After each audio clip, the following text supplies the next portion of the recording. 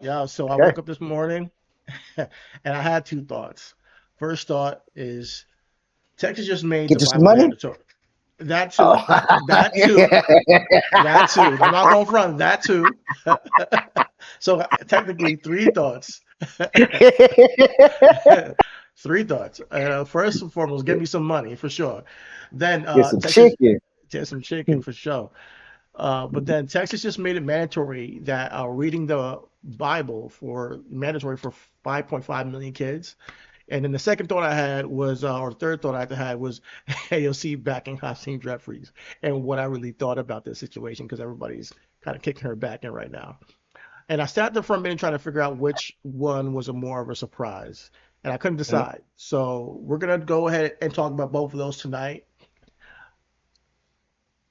So I think first and foremost, I want to let you know, shout out to everybody. We see y'all on Twitch. I really do appreciate y'all. Thank y'all.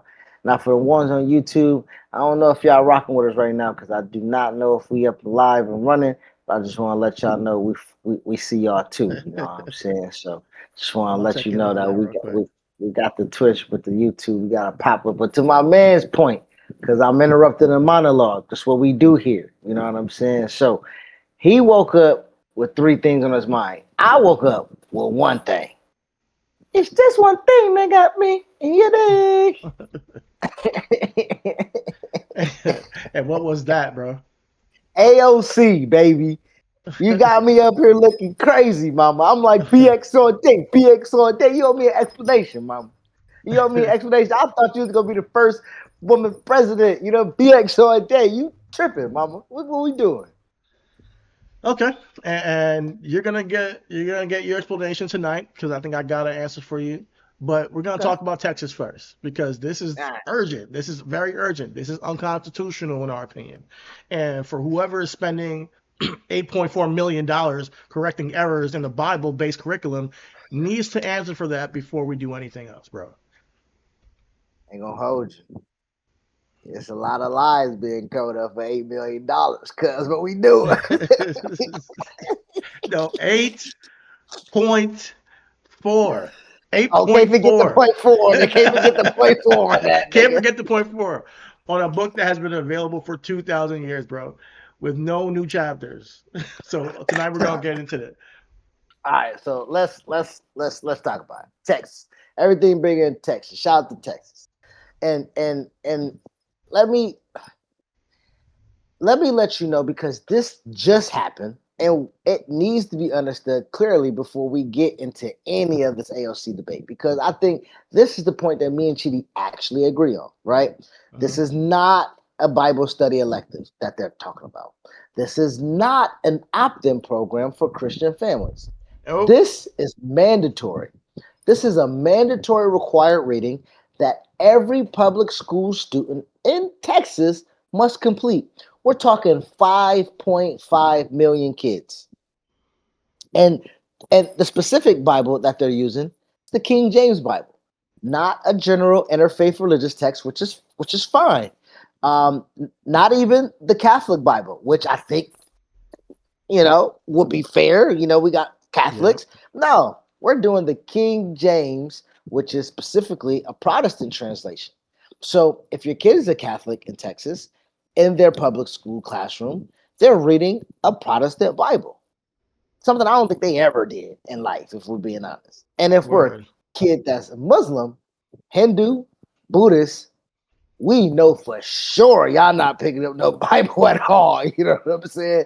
And just be honest, if you don't have no religion at all, your tax dollars just paid for them to be required for them to read the Sermon on the Mount in its entirety.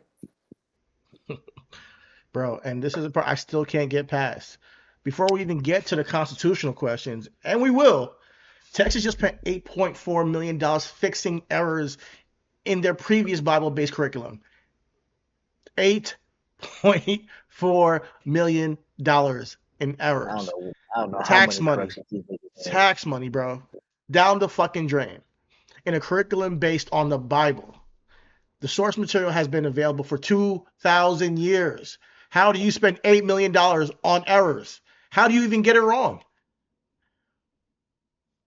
Well, you know, they had the answer key the whole time, to be quite honest. They they had the answer key, bro. It's one book. It's one book, and they still needed $8 million in corrections, and that is the curriculum they use as the foundation for this new mandatory requirement. They corrected the errors, scaled it up, made it mandatory for 5.5 million kids, and calls it education. Absolutely crazy. Man, listen. I right now am trying to do some quick math, right? Mm-hmm. And the quick math that I'm doing is this: the same meeting, the same day, they voted to eliminate the sixth grade world cultures course, the class that taught students about civilization, histories with an S, and traditions with an S from around the globe is gone. So, in one vote, they added more Christianity, not opposed to it, Christian myself, but hey, we're not the only thing around. And they removed the rest of the world from the curriculum simultaneously. In our opinion, that is not a coincidence. That is a philosophy. That philosophy has a name. It has several names, actually. And in our opinion, the legal name is unconstitutional because Mm. there's a significant and documented difference between teaching about religion and teaching of religion in a public school.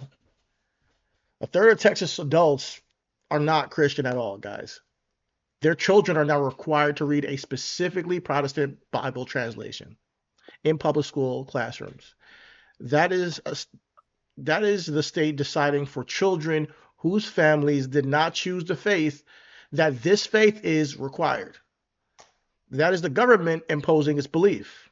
And opponents of the measure held a funeral for religious freedom outside the board meeting. In our opinion, that is not hyperbole. All right. Now, just quick.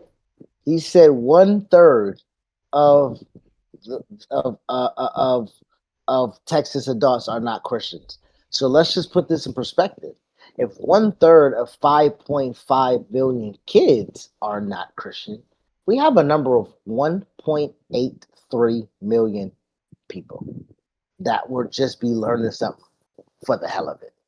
All right. Yeah, So or forced to be indoctrinated into something forced to that be indoctrinated for into something some that they have no. they no belief in, or there was there, and they call they say they forget it. I'm not even we'll get into it later, but they always say there's a something agenda for something, but this is clear as day. A project agenda? They always say there's an agenda for something. I'm not even a project, but they always say there's like some No, you know conspiracy, what I'm getting to. You know what I'm getting to. You a know project agenda.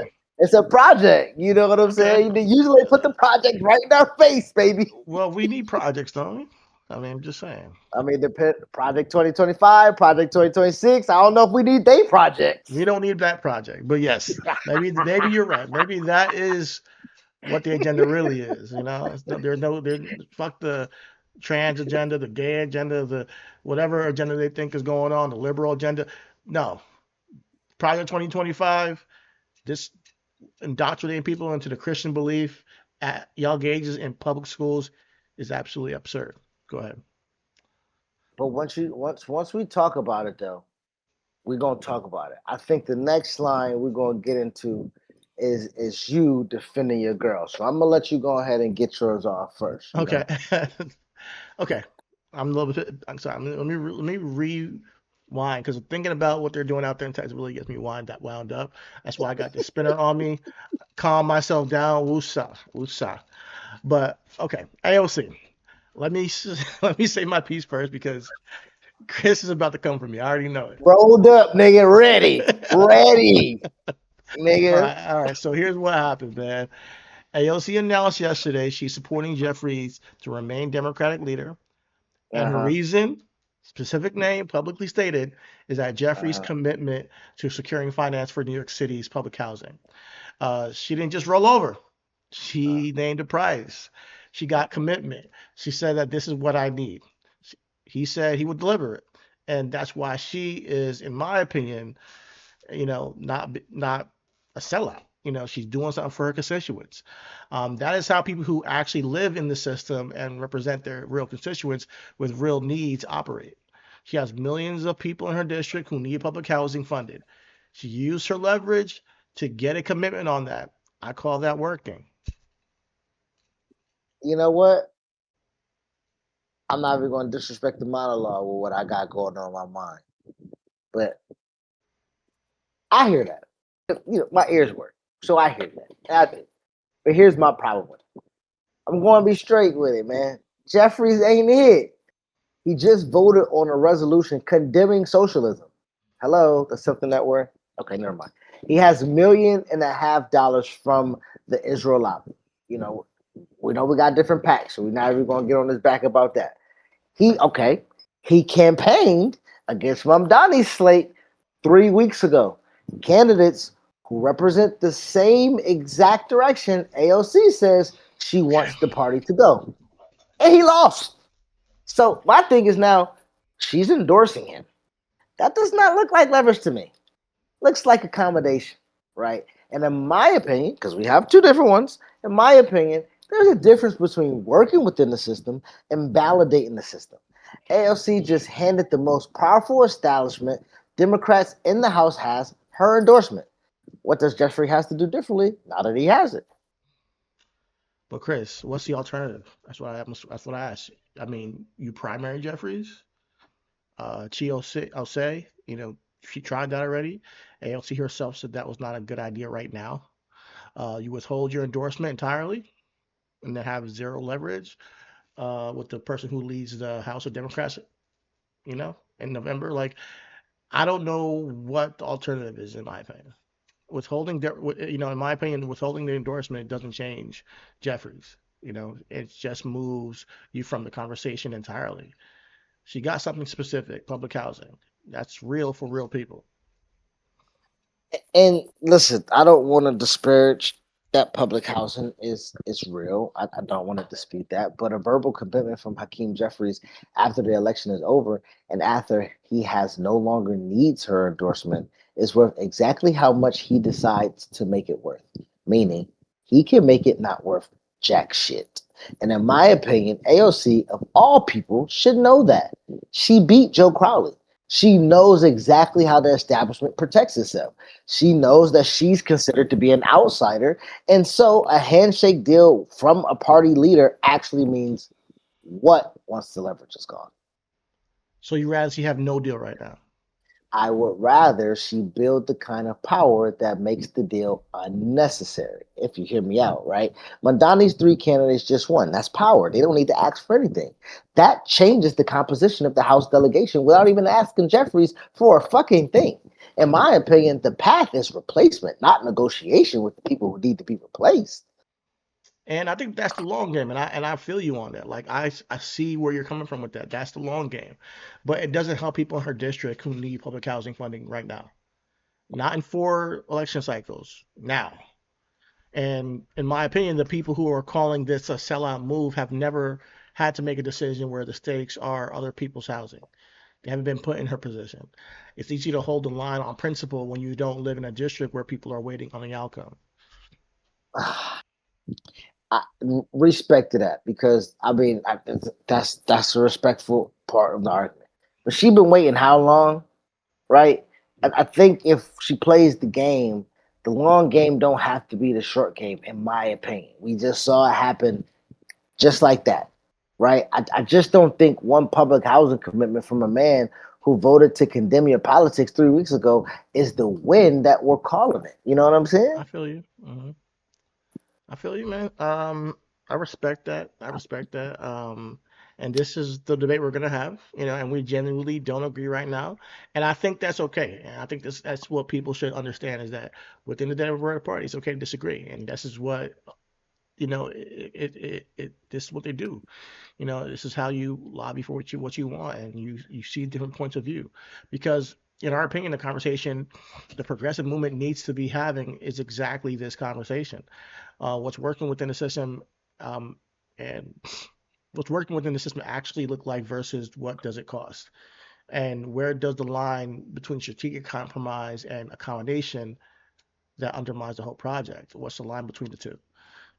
Well, I think Texan kind of really answered that for us, right? They don't have to act shit. 5.5 million kids about to do something without nobody asking them or their parents, right? I think AOC is trying to answer for her constituents with at least one specific thing in return. But the that enough is the debate because we have one side doing it without, we have one side kind of accommodating or presenting, and we're seeing that one might outweigh the other if we're being real about it, depending on how it's done.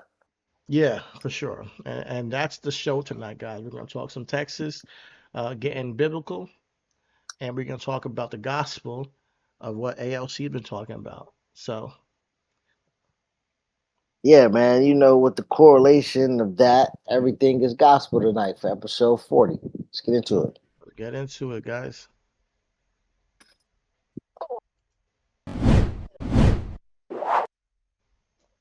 All right. Welcome. Welcome to the show, guys. Welcome to the show. Please, if you're here with us, please hit the like bell on the way in. We will really appreciate that. Hit the subscribe bell and button. We really appreciate that. We're trying to get to 100 subscribers as soon as possible. But yes, thank you for joining us here. We are Everything Is, the podcast where we talk about everything that matters. I'm your host, Chitty Bang, and I'm with my tag team partner, Chris the Most High. Chris, how you feeling tonight? I'll be feeling better if motherfuckers was on YouTube. Well, we doing all right. Check us live on Twitch. You dig? And then sometime next week, we gonna be on the Tiki Taki. Now that's how much that's my mother-in-law call it, the Tiki Taki. Tiki-taki? Like I know your old ass do not need to be on no damn TikTok because we call it the Tiki Taki. Yeah, I'm gonna try to see if I can fix the YouTube. I'm not sure what's going on tonight. Maybe it's the key. But or it's the case of the Mondays. We always gotta get hit with something, brother. oh my You know god, what I'm saying? every Monday is some bullshit. I don't even know what it is. We got like a curse on us. Oh, Dan, is that you? Damn. Shit. Let me go ahead and check up the YouTube thing real quick. It's okay, but I'll go ahead and lead us off. So of course, you know me and my Twitter, fingers.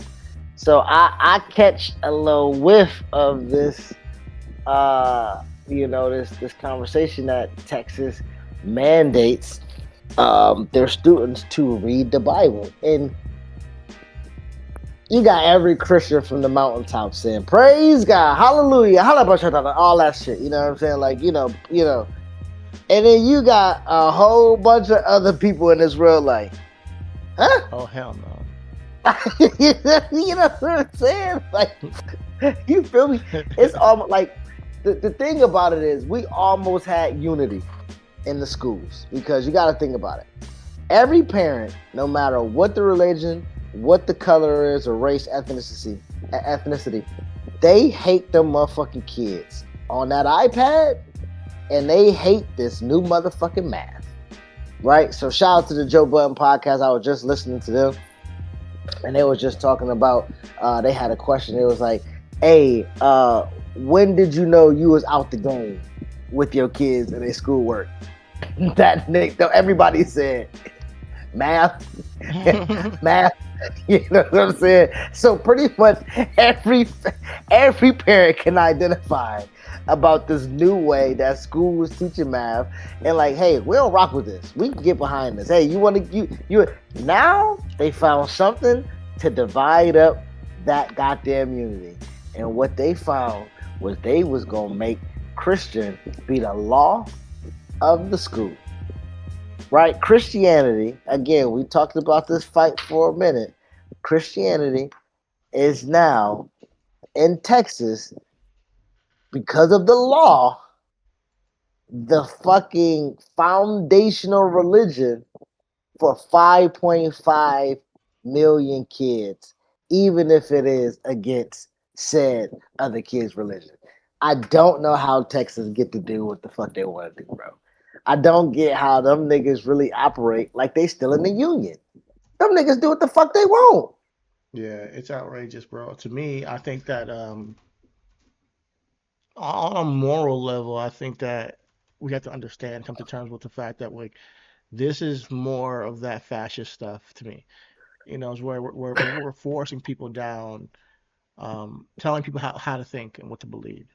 Like we have people in our comment section when I talked about life and how I'm trying to be a better person and why I'm a humanist and all that stuff, telling me that, oh, Jesus it's Christ. simple, it's just about Jesus. Jesus Christ. Just fear, yeah, just fear the Lord, fear God. And I've never understood that way of thinking, man. Like I've never understood why there would be a God that created us to make us want to fear it. Why, it's just never, when you feel something in your soul and spirit, you feel Well, it. Like, well, how about you move your ass to Texas and read the Bible? Because he gonna tell you, nigga. Pretty much in the Bible, God said, "I'm the man, and you follow me. I'm the man. You do what yeah, I say, hey, as I listen, do." I've read, yeah, That's what I'm yeah, saying. Yeah. yeah, and I've read it, and I used to have weekly Bible study, bro, and growing up. I was like, shit, I was forced to do it too. In my house, they would come over to my house and do a whole Bible study with me. And I'm looking at this like the entire time, like, so a guy, lived in a belly of a whale. I'm like, okay. And I'm trying to get the story and the meaning of it all.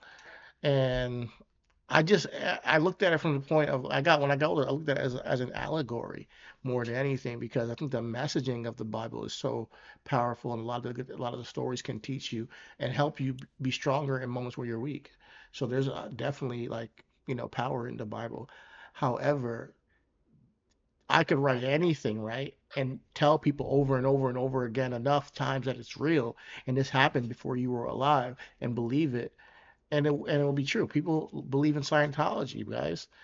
I mean, that shit's bugged out. Like if you actually find out what Tom tells you about, some of the stories in that are just wild, and it ends up becoming like this cult, cult of personality. And I think that's why I'm so opposed religion is just because it ends up being just a different version of a cult, and then you get to call other people out you don't believe and judge other people for not believing what you believe when I really don't be like, there are people who never had the opportunity to read the Bible in their entire life. Are we supposed to say that God, they go to hell? Like, I've never understood that. And I've always had that question with people, and what they will tell me is, "Oh no, everybody on the planet Earth always had an opportunity at some point in their life to become a Christian." And I'm like, "How do you know that?" That's what people told me. I'm like, how do you know that an Eskimo who was born an Eskimo, and died an Eskimo and was out there fishing had no influence of religion, you know, no influence whatsoever. So like we don't know, and we know people have we there's premature babies that are born, there's stillborns, and you told me that they passed away, and oh God understands that though because they didn't get to go ahead and become a Christian, so they're not doomed to hell. Like none of it made sense to me. So now we're gonna have this Protestant version in Texas, indoctrinating people to cause, I think, more division. Like every big war, man, a lot of it has to do with religion. I'm gonna be real with you, and I think that's the part that gets me is that if we're being completely sober about indoctrinating and forcing it on people, then there's going to be a friction for the constituents, the people who are having their kids go to school, and it's going to cause more problems than it is going to solve. I think there's a level of I don't even get how we get here, bro. Like, clearly this is not the answer in a country where the First Amendment is freedom of religion.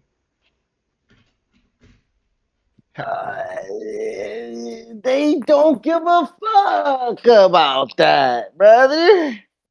Like that was an illusion that they created for themselves and the elite for the time period. Unfortunately, them niggas didn't know how to win a fight, so then it included everybody, and they've been doing they damnness to motherfucker win that power back. Right? So I'm thinking right now when we're talking about the Bill of Rights, it's specific to not everybody. Because if we're being quite honest, a state of how big is Texas? How big is Texas? I'm sorry. Let me see. How You mean like many? landmass? Yeah, no, like how many people was in Texas that they just stripped the First Amendment away from? Yeah. you see what I'm saying? Like Yeah. we talking about the population of the state of Texas is 31,709,820. That's the second national ranked state, largest state in the After United California, States. right? I'm assuming after Yeah. California. Yeah. Yeah. So with that being said, 31 million people were stripped from the freedom to practice. Now, here's what the loophole might be. I think We you're ain't say thinking the same thing. Yeah. we ain't say your ass can't practice your religion. Just said your ass had to learn about this one. Yeah. Yeah. So a lot of the shit that's about to go to court with the outrage and the uproar and everything like that can be easily under the First Amendment. Can be like, hey, cuz, we ain't telling you gotta be Christian. You just know your ass better know about Jesus. Jesus Christ. You know you better learn about Jesus Christ. what was Jesus that nigga that used to Christ. score? What was the nigga that used to skateboard with the cranberry juice? Skateboard with The cranberry juice? the gangster that had got out of jail was breakdancing. He was Jesus Christ. Jesus, oh nah, I gotta fight it, cuz. Oh nah, We I go look that gotta up. fight. But let me break this down real quick. So, so let me break this down. So Texas has public schools. Public schools are funded by taxpayers, including Muslim taxpayers, Hindu taxpayers, atheist taxpayers, Catholic taxpayers, and every other kind of taxpayer, right? The First Amendment says the government cannot promote one religion over others, right? That Mm-hmm. has been the law since the country was founded. So now, 2 years Oh ago, wait, ain't our birthday coming up? 250 years? yeah, 250 years, Hey, that this has been the law. that's been the law for a lot long, huh? We 250 talking about for two that long. two centuries, like 1 century, and then another century, and then And a, a a half of half. one. Yeah, that's All how right, just long. wanted to make sure I wasn't fucked up. Okay, So yeah, fuck is two we and talking then about? crazy, right? So now we go 2 years ago, and Texas decided to get around that by creating a Bible-based curriculum for elementary school kids called Blue Bonnet Learning. They said it was just teaching literature and values, not religion, right? The state offers school districts $60 per student if they voluntarily adopted it. It was optional, all right? That curriculum had over 4,200 errors in it. Wrong facts, wrong answer keys, grammatical mistakes.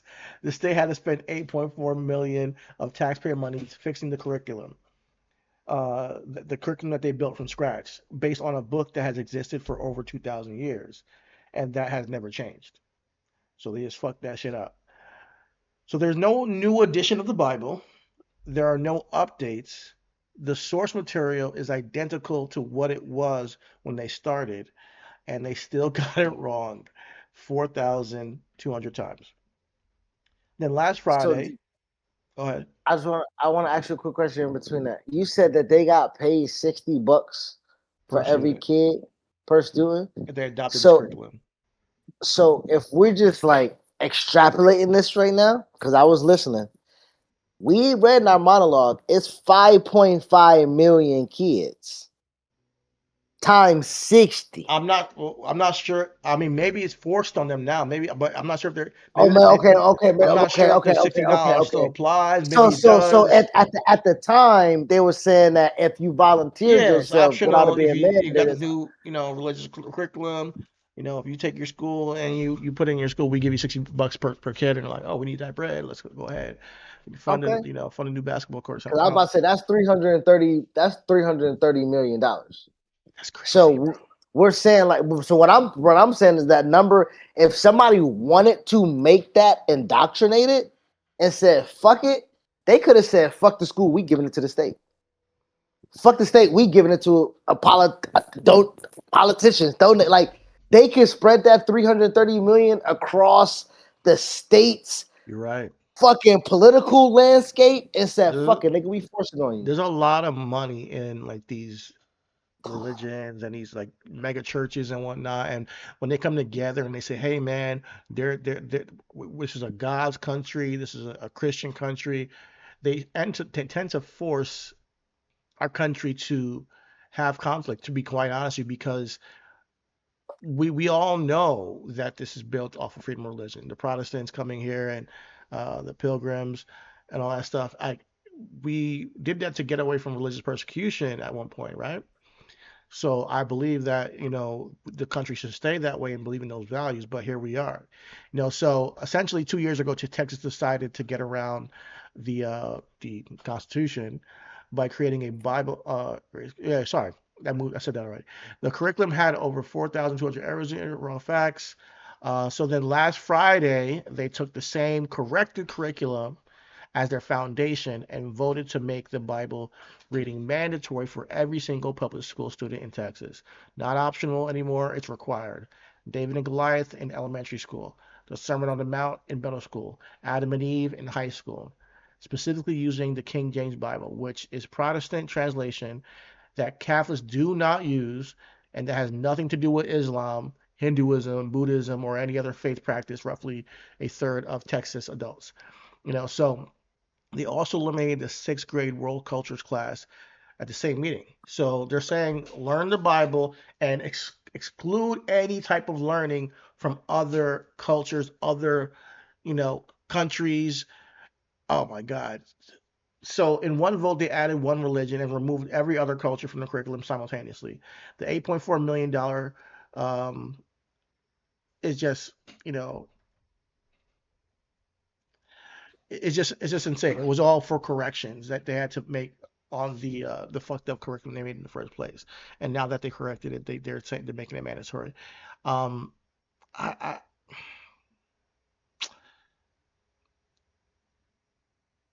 I feel like it pisses me off so much because I said in the Bill Maher clip I dropped today, like it does bother me when people are willfully ignorant, right?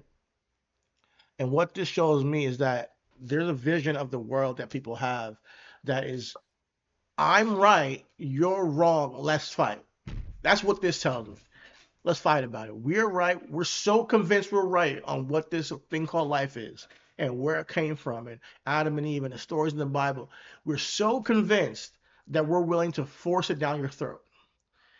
And to me, if you're not ignorant and you're willing to have, and you have any logical thought process, you can think that there are people in the world that are not Christian or not Protestant, especially, that are living a good life, that are good people, that are doing good things.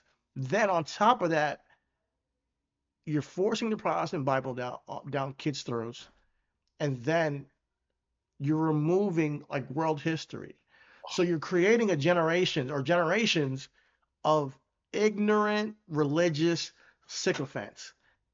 And this is toxic to me. These are the exact same people that we are trying to criticize overseas, whether they were in Iraq or whether they're in Israel or Palestine, who are super religious, freaked out, that believe that they get to then determine how other people's lives go, or even if they're allowed to have a life.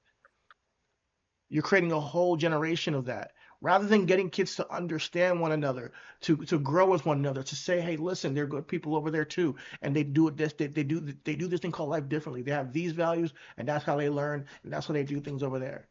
You're trying to create a generation of fear-mongered religious sycophants because when you don't know something, you end up being fearful of it, and that's what I think. Then Texas becomes a complete state of religious freaks, that are so convinced in one thing because they've been taught it from birth that they're willing to do things that are outrageous to defend it.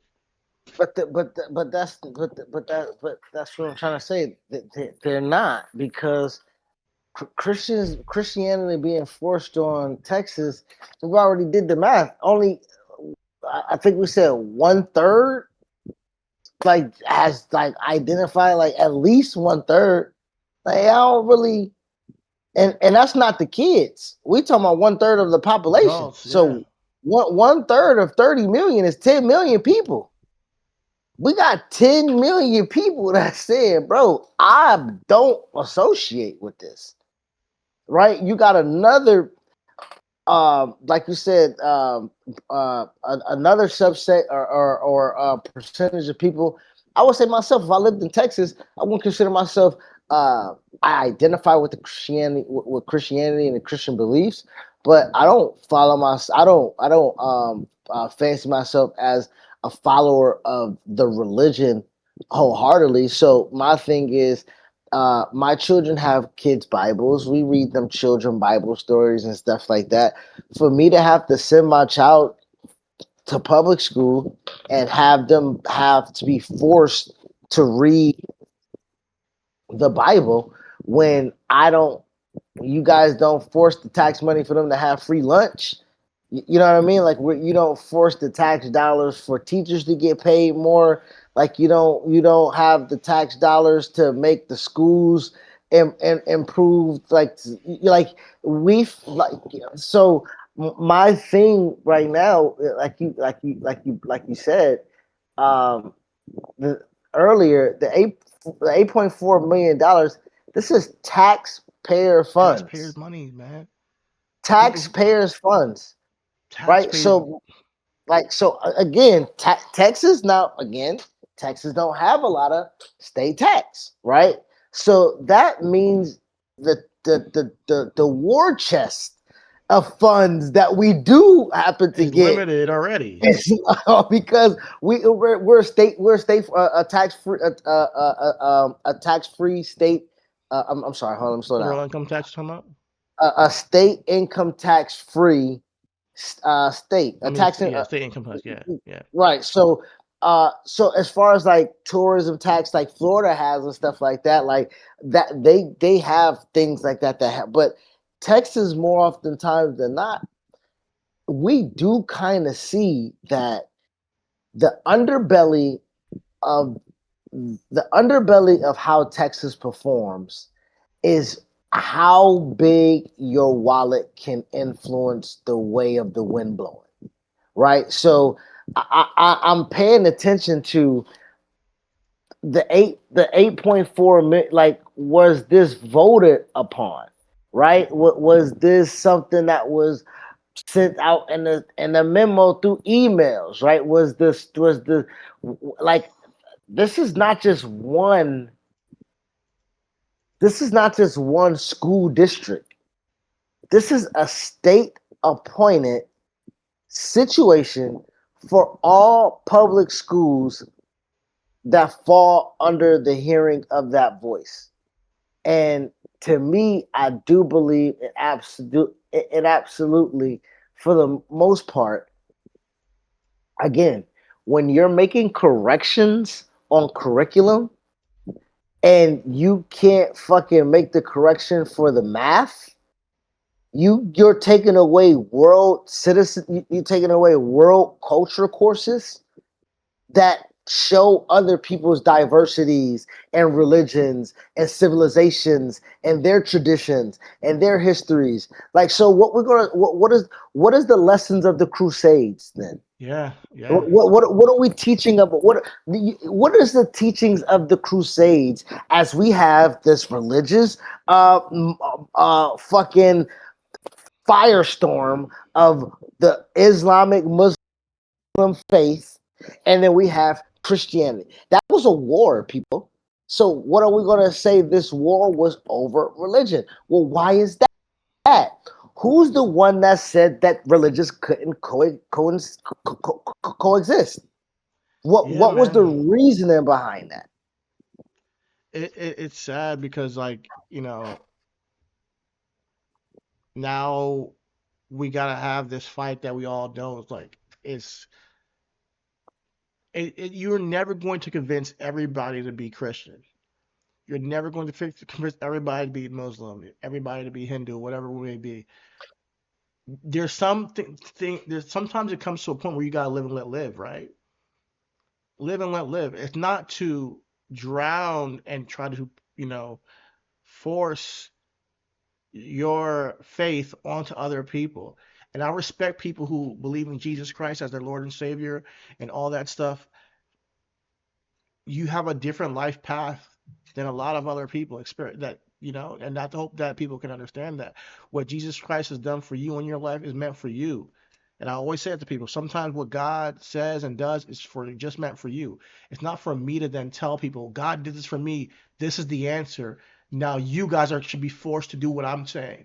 And I think that what Texas is doing is holding their people back, because how we grow is by being more inclusive and understanding other people while being ourselves. That's the only way this world continues to evolve, is by understanding other people that are different than you and saying, well, hey, hey, somebody might even want to be a Protestant, but this is not the way to do it.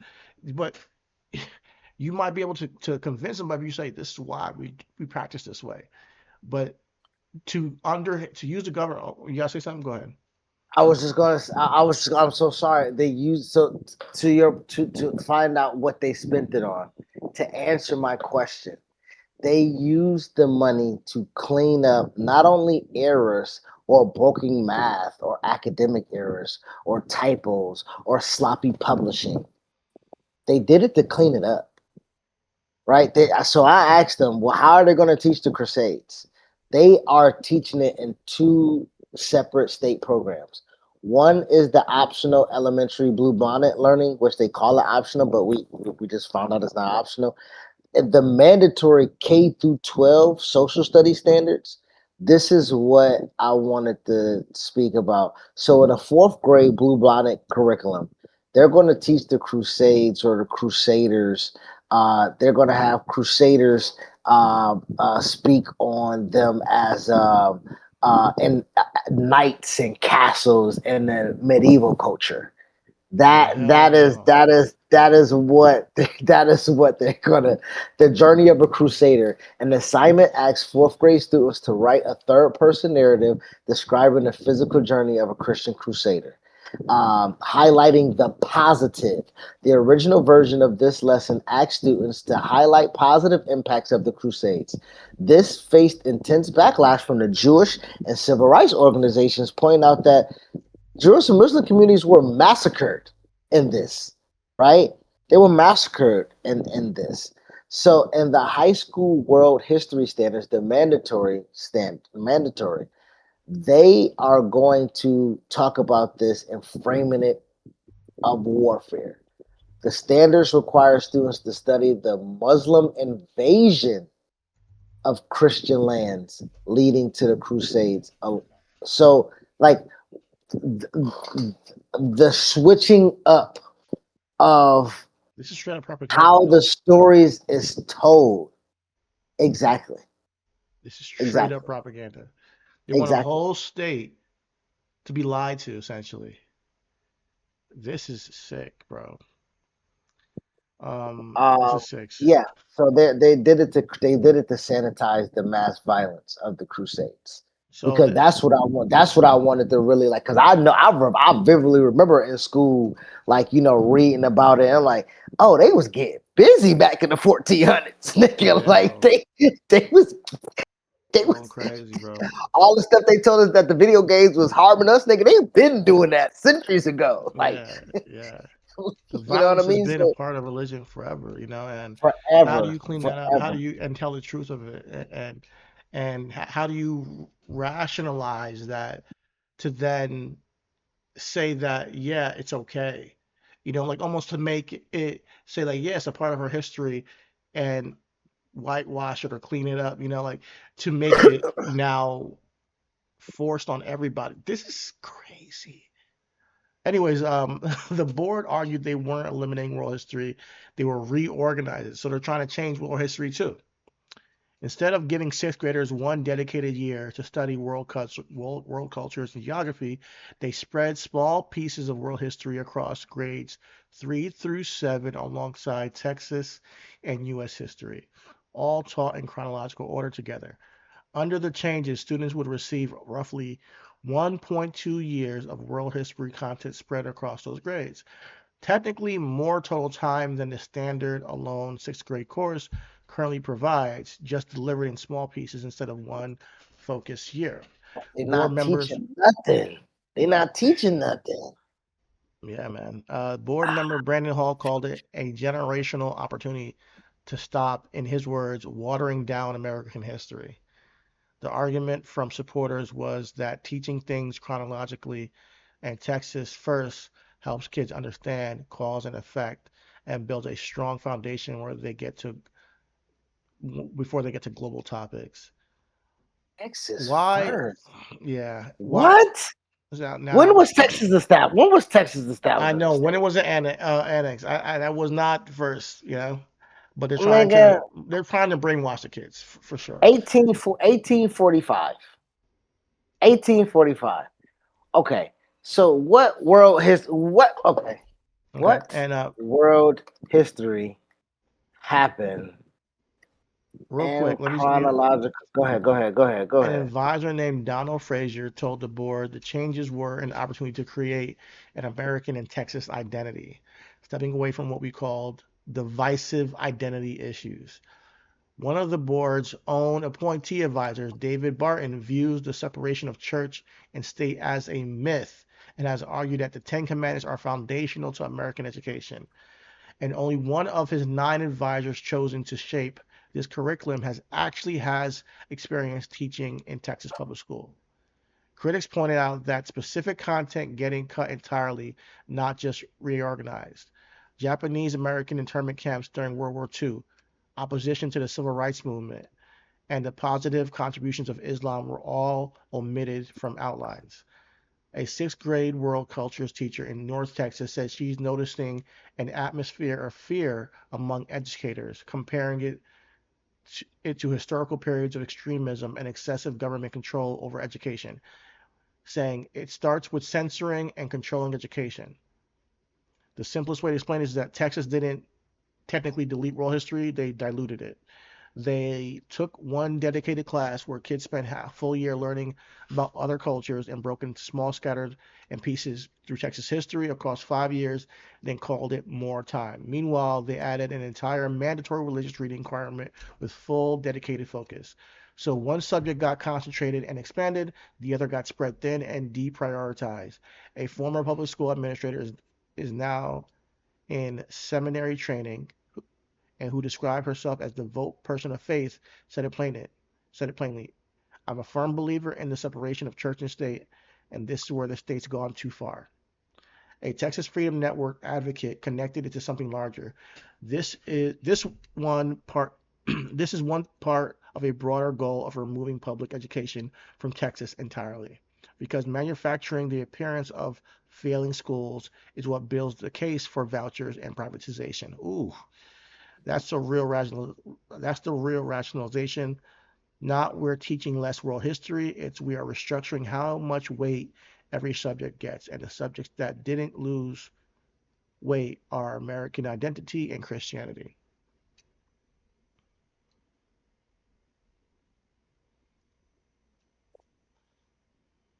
When they talk about privatization of schools, I think that kind of hits home for me because I've been seeing that because I used to go to college for education, and there's a big push to make everything private, not just the hospital, which you already know is privatized.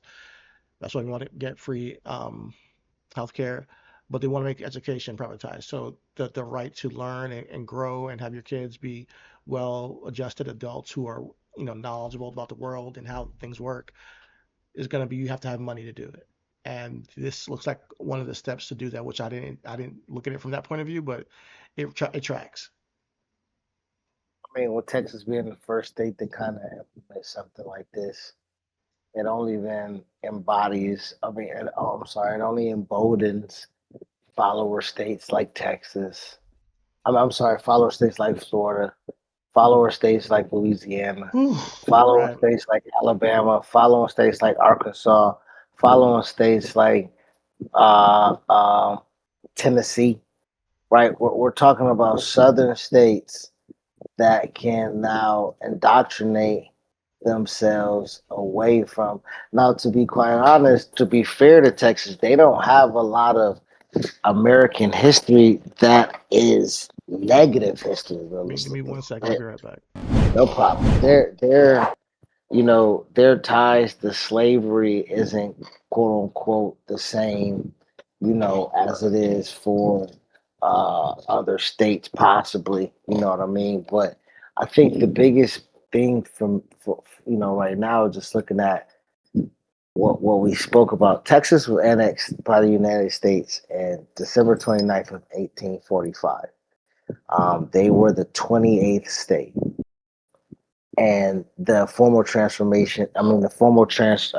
of government and sovereignty occurred shortly after February 19th, 1846. Okay. And I'm bringing this up because then I wanted to ask, what world history happened in chronological order before Texas was annexed? And so we have the Louisiana Purchase, first and foremost, in 1803. United States purchased the vast territory from France, doubling its size and moving its borders directly adjacent to Spanish Texas. So that's it. 1804, the Haitian independence. We have Haiti successfully overthrowing French colonial rules, becoming the world's first independent black-led republic, right? So that's just back-to-back years. You know what I'm saying?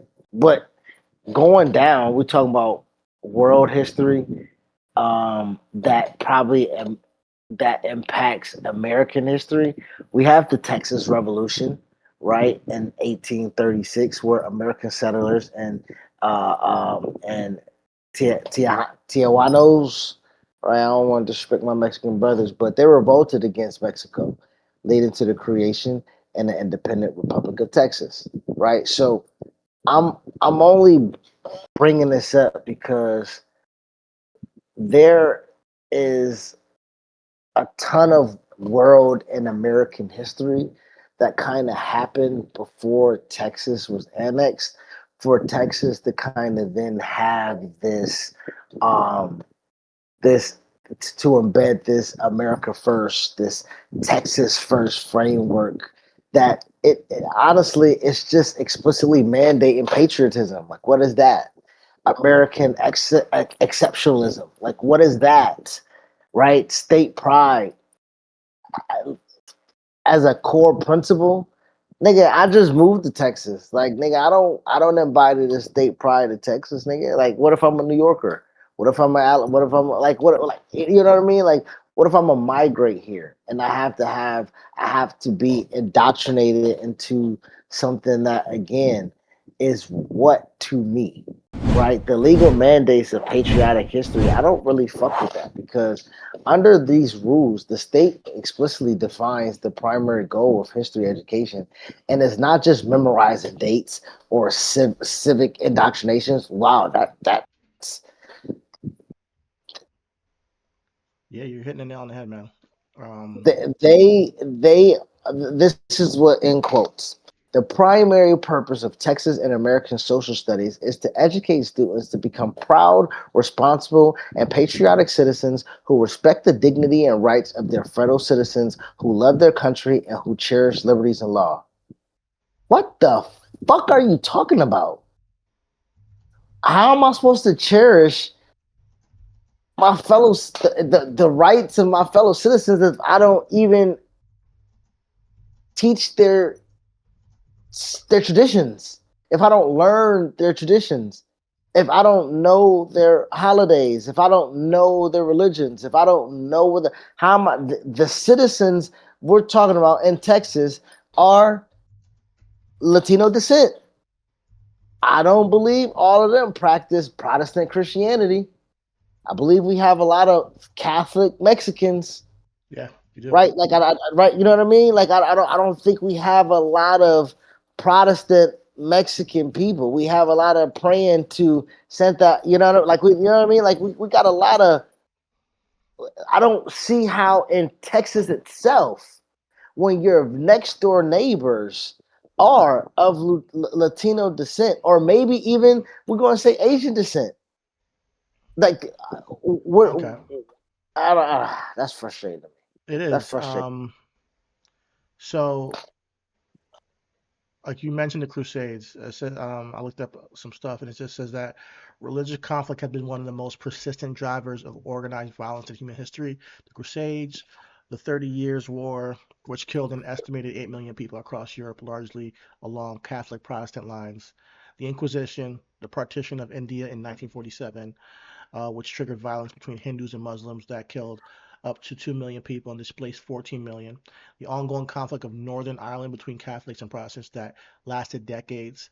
The genocide against Rohingya and Myanmar carried out by Buddhist majority government against Muslim minority. None of these conflicts were purely about religion in isolation. Politics, land, power were always intertwined, but religious identity was the line that was drawn, and that line is what people were willing to kill and die for. And is a psychology in psychology says when children are taught one religious framework as default, as the correct way or required, while other frameworks are absent or treated as supplementary, it creates an in group and an out group before kids are old enough to critically evaluate either position. That is not education, that is identity formation through omission. A child who grows up believing their faith is the one the state endorses and that the other faith exists outside that endorsement learns a hierarchy before they learn comparison. That hierarchy is the seed of division that we described. Not because any individual child becomes violent, but because an entire generation absorbs the idea that one belief system is the default and that the others are deviations from it. Now, there are models used in some public schools and in many international curricula where multiple religion traditions are taught side by side, comparatively, with explicit goal of helping students understand beliefs, histories, and practices of people different from themselves. That kind of teaching reduces division because it builds genuine understanding of why other people believe what they believe. It treats no religion as default, and Texas did the opposite. It picked one tradition, made it mandatory, and simultaneously cut the world cultures class that would give kids context for every else's religion in the same breath. So, um, if the actual goal was to reduce division and increase cultural understanding, the rational move would have been to expand comparative religion and world cultures of education, not narrowing it to one faith and cutting the others. The Texas decision made does the opposite of what genuine religious literacy education would do. It doesn't teach kids about others, it teaches kids about us and implies that everyone else falls outside of that. Yeah, man. It's like we're repeating history. It's crazy. Well, I mean, I'm looking at the Texas first chronological pipeline from K through 8. Mm, Exactly what you stated. Kindergarten to second grade, young students focus immediately on the foundation of people, holidays, and historic places in Texas and the U.S., i.e., the story of Thanksgiving. Well, how can we learn about the story of Thanksgiving? Because I know when I learned about the Pilgrims and Indians, I learned about the we know. smallpox plagues. Yeah. I learned about that, right? So I don't know if that's gonna be, but that's second grade. So I don't know if they're gonna learn that in second grade. They're just gonna learn that Thanksgiving and pumpkins and corn and Yeah, stuff probably like not that, second right? grade. Yeah. Right. Yeah. Abraham Lincoln and stuff like that, right? A lot. Third to Yeah, okay. seventh grade, again, we spoke about it. They're Mhm. pivoting from the world cultures course and they're focusing more heavily on US history. How? Without world culture. Just US history? Got it. Free enterprise and the rise and fall of communism.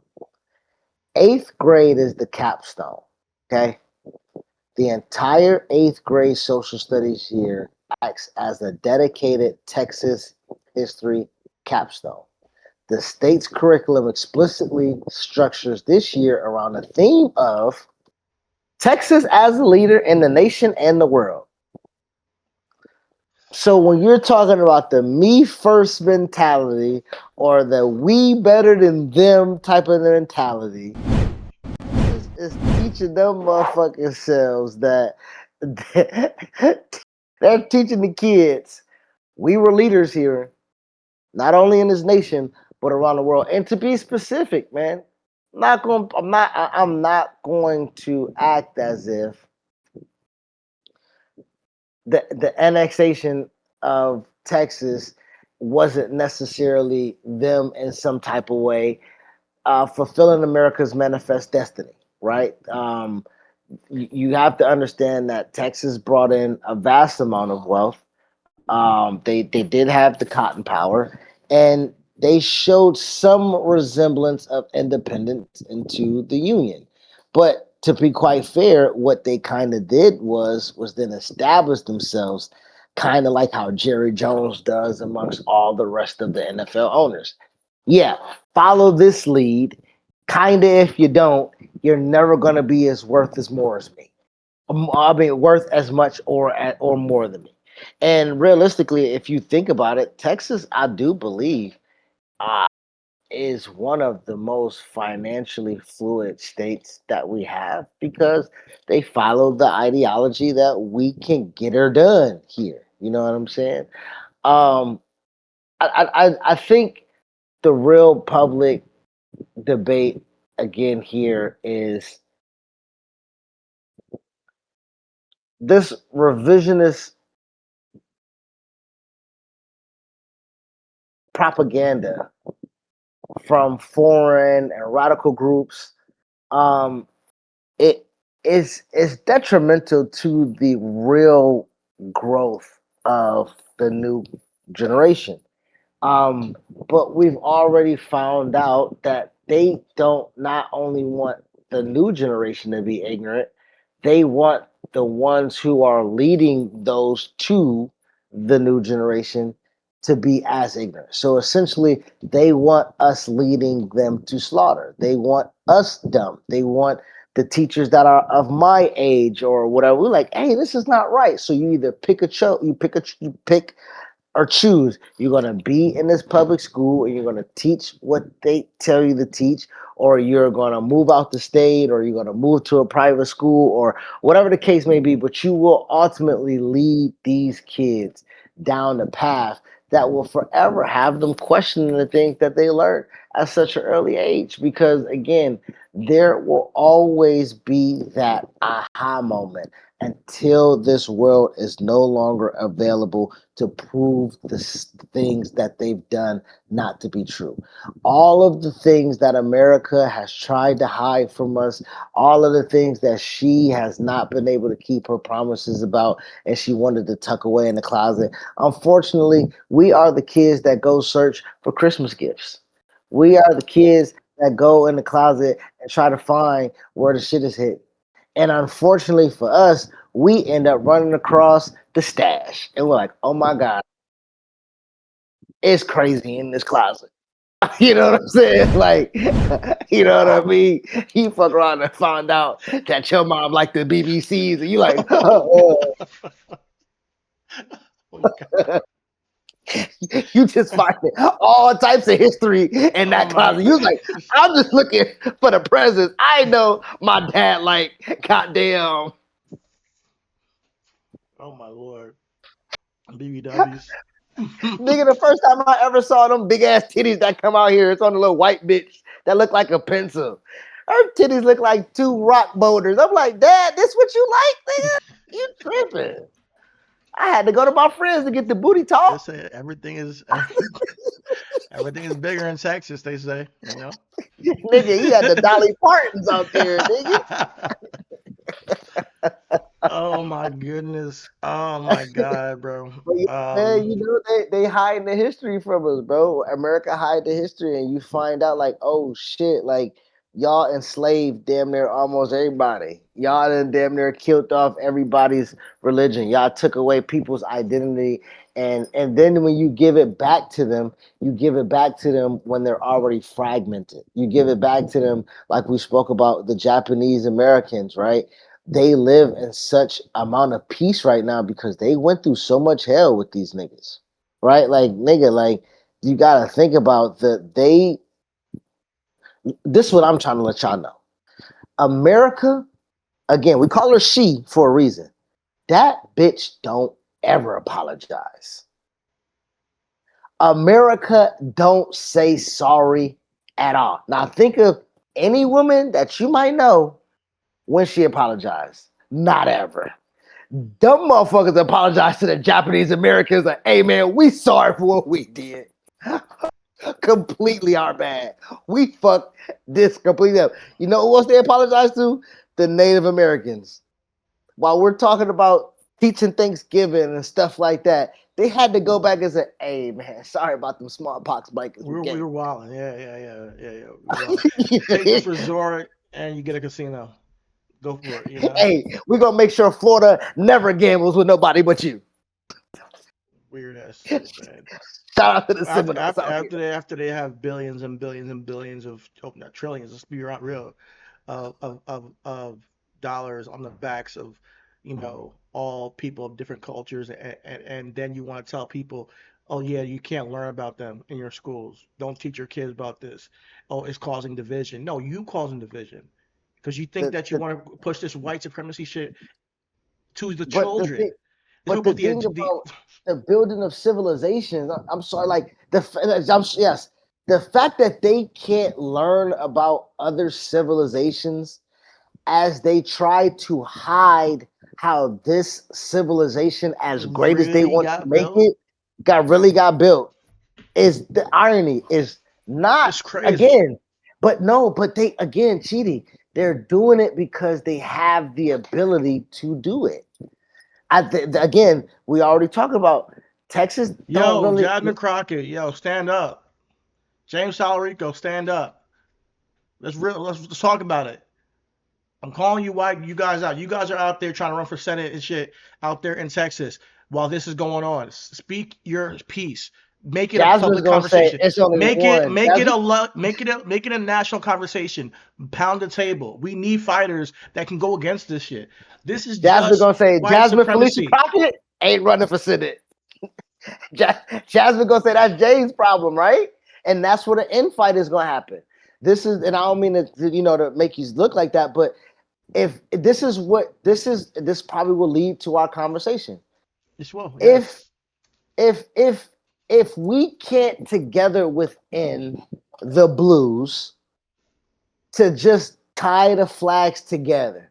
Hey, I'm from the 50s, I'm from the 60s, I'm a Hoover, you know what I'm saying? Like if we can't come together and be like, this is solidified blue, then we will never be able to for James Talarico and Jasmine Crockett vehemently came out and said, I don't know about if I'm going to endorse this guy.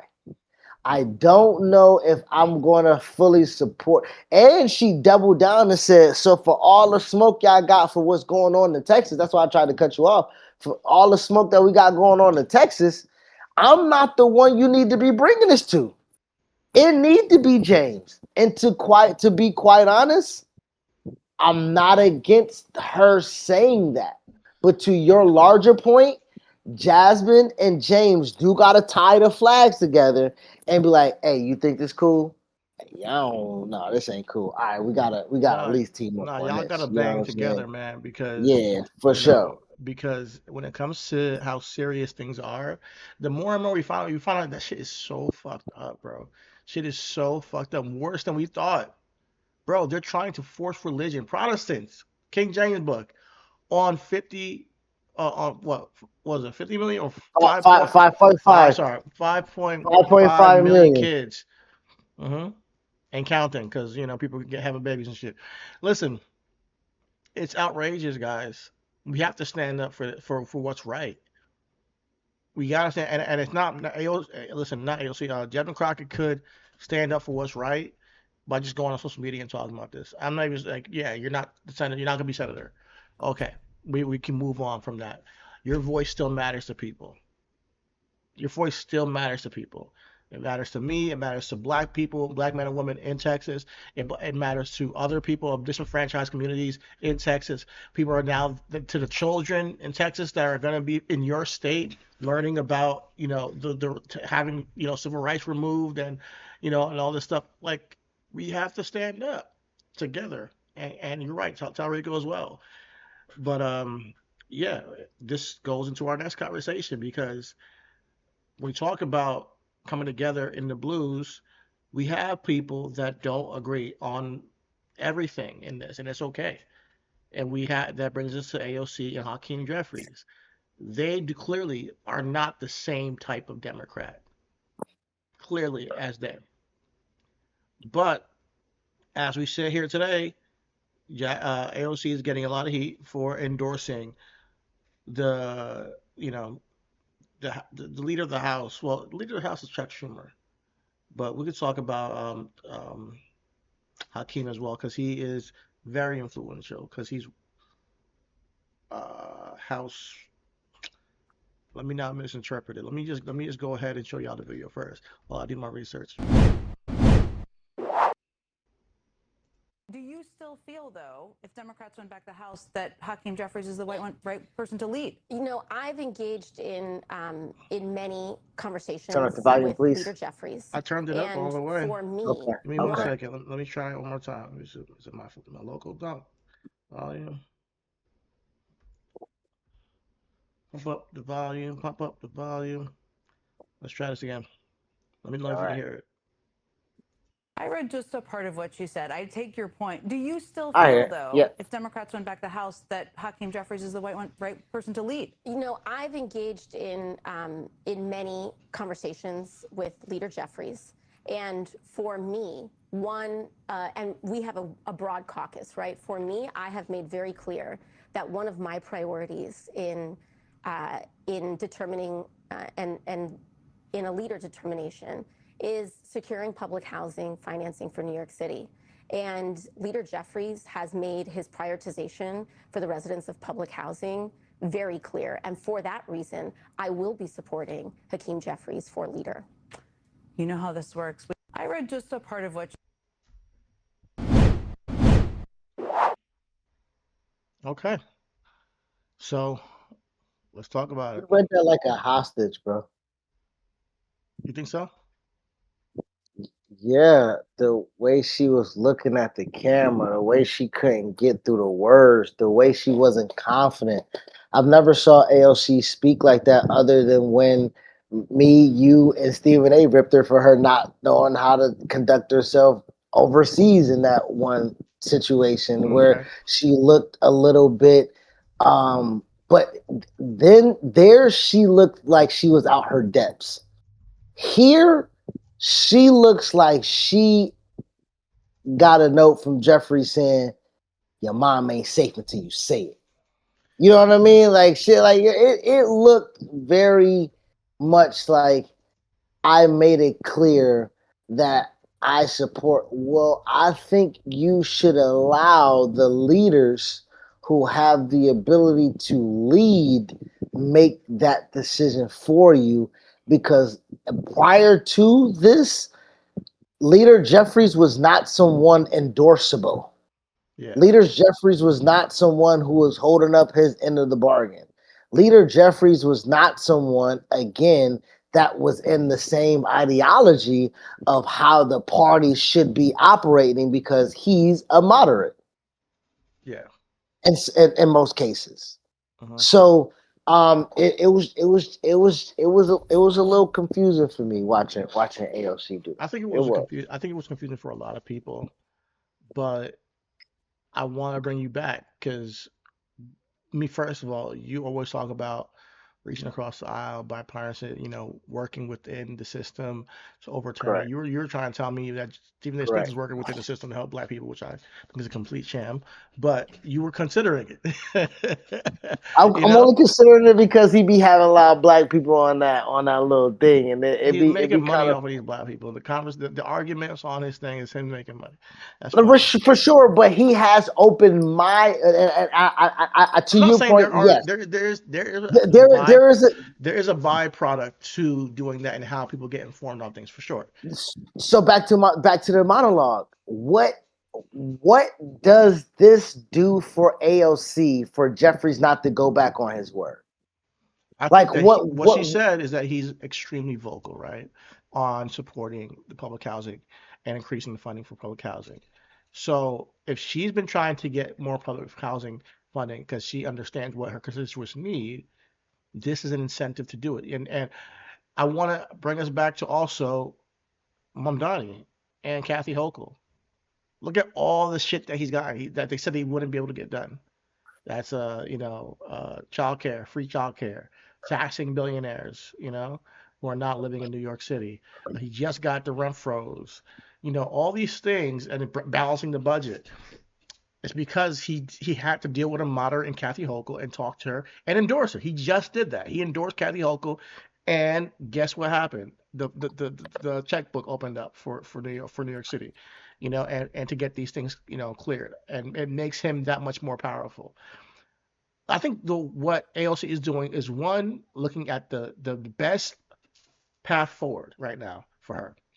Hakeem Jeffries, from what I'm understanding, I'm doing more research, but I think he's already won the primary, or they dropped out. His people that he was going against dropped out. So at this point in time, endorsing Jeffries is very much at low cost to AOC because there's nobody else really running for the Democratic seat. So he's going to go up against a Republican in November, and we'll see if he maintains the seat.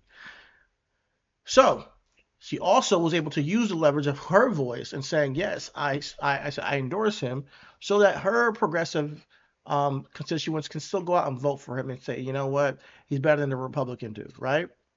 So meanwhile, she gets to talk to him. Well, she says she's talked to him personally on many occasions, so she knows this guy, and she's had it's not like we're just seeing him on TV and like, oh, you don't fuck with us. No, she's had sat downs with this guy, and talk policy. Even if they don't agree on everything, they agree on public housing. All right, bet. Let's get this done.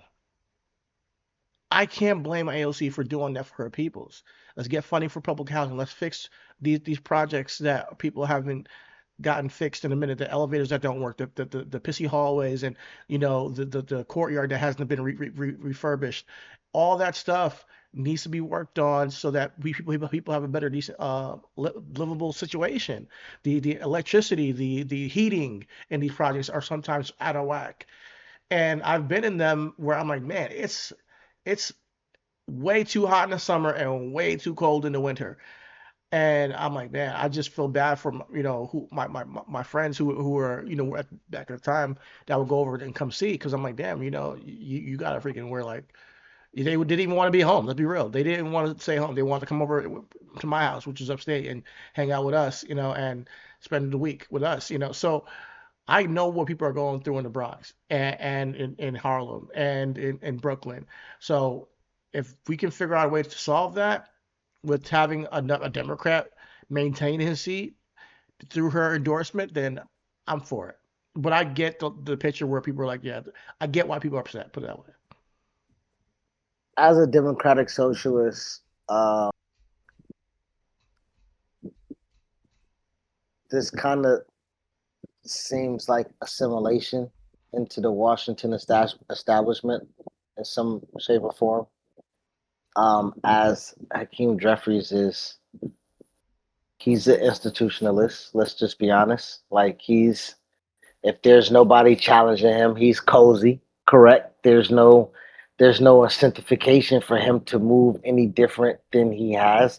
If we're talking about what makes the real change, we see what Mamdani's slate has done, right? The people that he's endorsed, the policies and the procedures and the progressiveness that AOC was supposedly the one that was supposed to be leading. Mamdani was picking up her stuff, essentially, right? Like she was introduced into this as super aggressive, progressive in 2018. She's the one who said we're not backing Jeffries back in 2018. Like, she thought it was a bad idea. Like, Mamdani saw her as a constituent and picked up and ran off of what the fuck she was.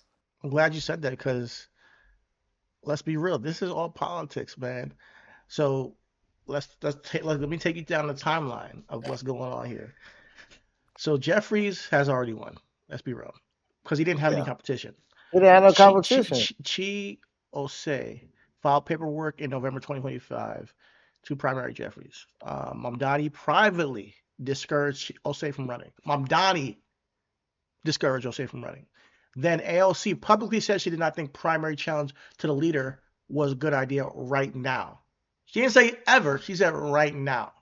So clearly there's a DSA plan in place. I want them to execute their plan. So let's see what goes. So on November 22nd, 2025, the New York City branch of the DSA voted against endorsing Osei's campaign, which left him without support to continue. Osei ended his campaign 2 weeks later, but ensuring Jeffries would win another term. So Osei never actually appeared on the primary ballot against Jeffries. The Democratic primary in New York 8th District was held on June 23rd, 2026, and the only Democrat on the ballot was Jeffries and a little-known candidate named Vance Bostic. NBC News called the race uncontested, and Jeffries won easily. So this is after the race is already won. AOC says she backs him and supports him against the Republican in November. Wow, big news, big deal. She's not going against her values to me. She's trying to get something out of it. It's negotiation. So her notion happened after Jeffries already won an uncontested primary. What? Go ahead. Well, I was gonna ask, is there is there a reason why they collectively did not back O'Shea or Che? Because I believe when they say not right now or this isn't the time, me and you have been asking, who's next? Like AOC's not going after that. We want her to take over Chuck Schumer. So like, who would challenge Leader Jeffries to even be in that place? For them not to support that. I think that it's strategy, bro. The DSA didn't back him either. It wasn't just them two. I know. I'm saying, but that's what I'm saying. Let's find out. I'm researching it right now. Because I'm like, why would the two biggest at the time and the DSA, the largest group of Democratic Socialists, clearly, like, what would make them, when they have a vision clearly with Mamdani, when they have Jeffries can't help them like Hochul can. Like, that's my thing. And maybe I'm ignorant, because I still believe that Jeffries has to go ask for something. Hochul's the governor. She don't have to ask for shit. Once the money gets released, she do what the fuck she wants to her state. But I don't. You see what I'm saying? Like, yeah, you go. Like, it makes sense for you to kind of little rub her feet, rub her shoulders. You know what I'm saying? Put her wig on the nightstand and shit like that. This nigga Jeffries, what the fuck? What squid pro quo this nigga got to offer? What he doing? So, you know what I'm saying? From what we're seeing is that there's a couple reasons why they didn't back him. I'll say. Okay. They said that he had no realistic path to winning, even with the full backing. A private poll showed that Jeffries with a 50-point lead over Osei among registered Democrats likely to vote.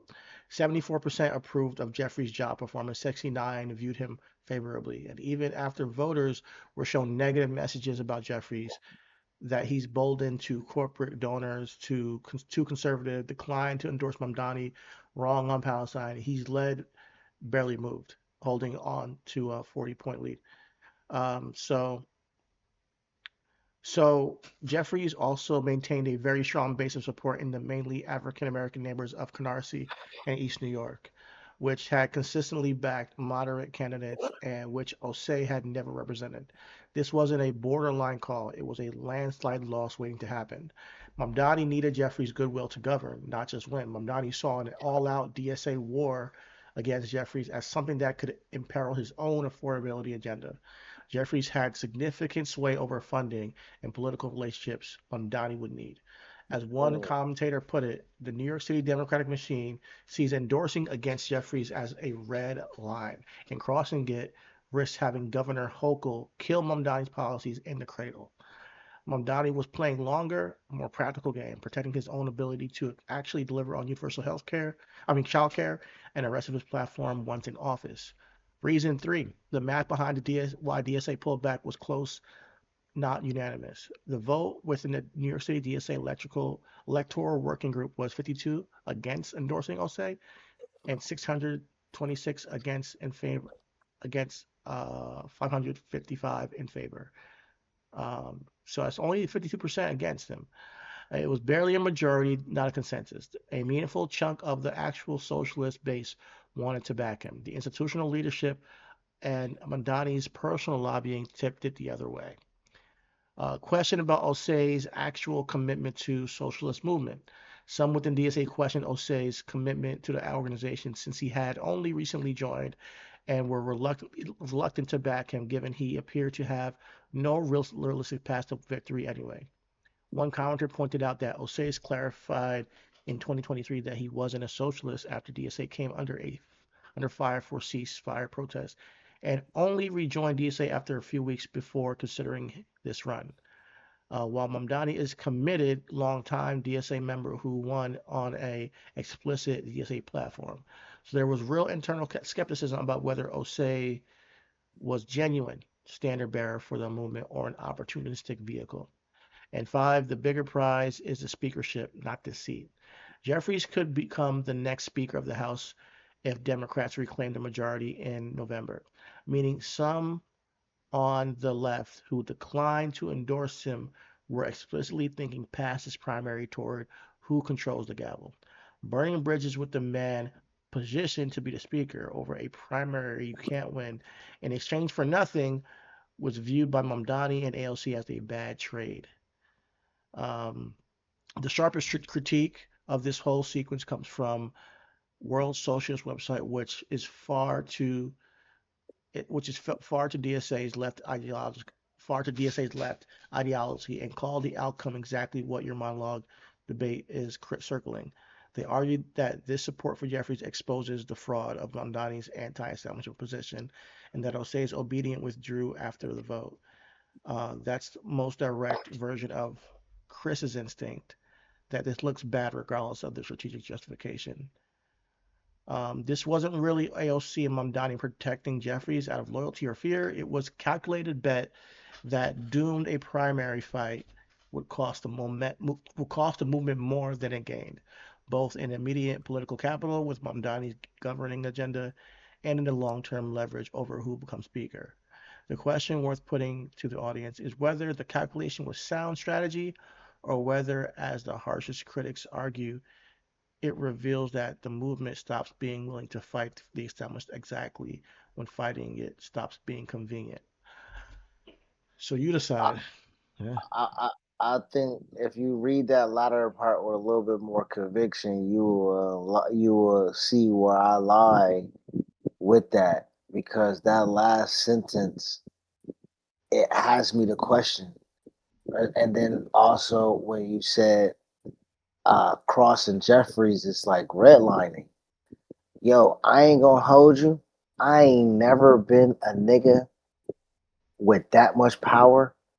I know he walk around like HNIC for real, nigga. I know he walking that motherfucking shit, suit tailored, cufflinks out, shoes shining, tie Windsor knotted, and he walk in there and he look at all them motherfuckers and say, "It's me, ain't it? It's me, ain't it?" And everybody gotta say, "It's you. It's you, nigga." Hakeem, and his name Hakeem too. Oh, I should support this nigga, but you know what I mean. I do have to also bear in mind that when we talk about politics, it's all a game, right? It's all logistics, because there isn't really a lot of. I think the biggest thing is that Hakeem plays the base a little bit too well, if that makes sense, right? The way that he's able to toe the line as, is this nigga with us? With the, oh, that nigga, he just doing this thing in the corporate world. Like the way he play that nigga motherfucker Woodbine, nigga, what that actor name is? That nigga Woodbine. Bokeem Woodbine, yeah. That nigga's a thespian playing that role, ain't he? Because realistically, we don't know where, because again, taking the money, APAC, the foreign rifts. He was advocate against defund the police movement and the grassroots criminal justice reform efforts. You know what I'm saying? Like his political ideologies is pragmatic. They're center, right? He is without a doubt the most centric of Like, left niggas, which mean, nigga, are you dipping right a little bit? You know what I mean? Like he that center, and it's that's like, the scary part. you're right. You're right. You're right. But do we just kneecap the socialist movement because we want to go too hard? Like Hell that's the thing. no, nigga, we support this black brother. All of a sudden now you support this black I'm brother. sorry. I mean, it take me a minute to get there, but you know what I mean. Fuck, I can't keep fighting. I can't keep fighting against me. You know what I mean? I'm just in a turtle battle. I don't give a fuck about he politics. would be That black man about to be first. the gavel swinger, cuz. Yeah, he'd be the first black House Representatives, a leader of the House if the Democrats win the House, which is I think kind of likely if they get the majority. I think it really is his turn. After Chuck Schumer, hopefully can get out of it, retire. But You said retire or eat a bad, piece of something and sick or something.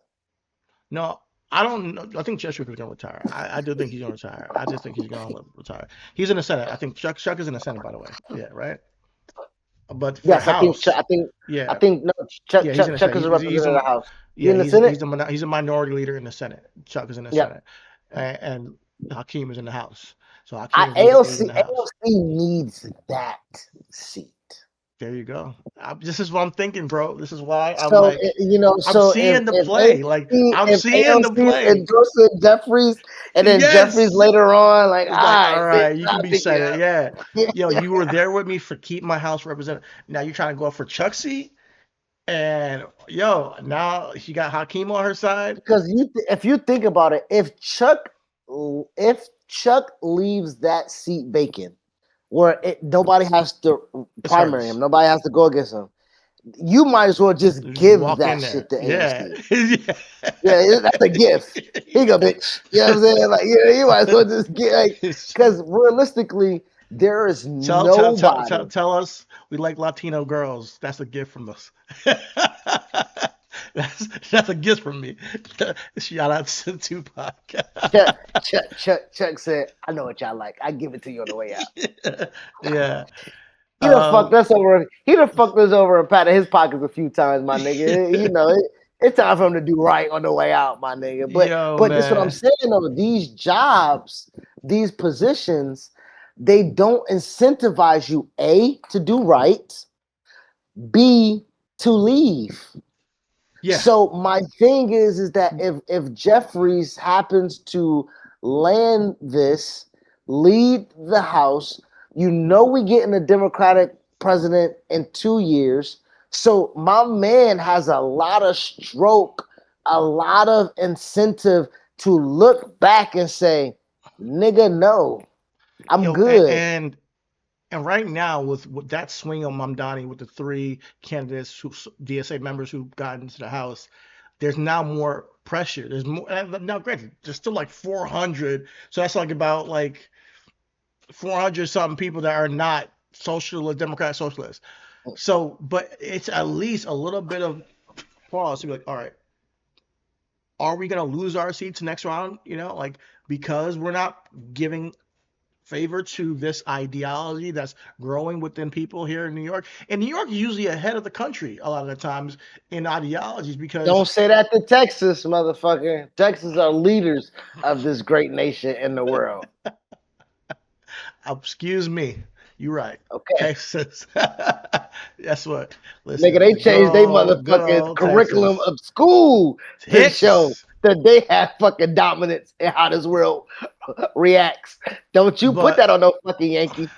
Yeah, so long-term play, Mamdani mayor, maybe one day he's governor, who knows. Then we get AOC in the Senate.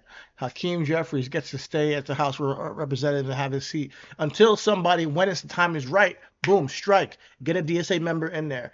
And By that time, AOC's already in the Senate seat. Mamdani's already got some motion in New York, and he had a firm standpoint on his politics here. It just wasn't the right time for Jose. And on top of it, people were like, "Yeah, you might be a fraud, nigga. We don't even know if you're really about this life." So you need somebody with some ideas to go at him that can win. So I think when you look at the broad scheme of all of what happened, I think people hear the headline of AOC endorsing Hakeem right now, and yeah, Well, she's endorsing him against the Republican guys. Like so, at this I point, mean, what Hakeem is going to really have to do, he's going to have to, as much as you said, AOC, am sorry, as much as how I led that AOC owes me an apology, I'm good. We've got that. Hakeem, now, we're looking at you because now, realistically, my brother, you have the potential to do something again that nobody's ever done. You have the potential to make history. How you make history, though, yeah, will then impact determine all of those who can come come after you, after you. 100%.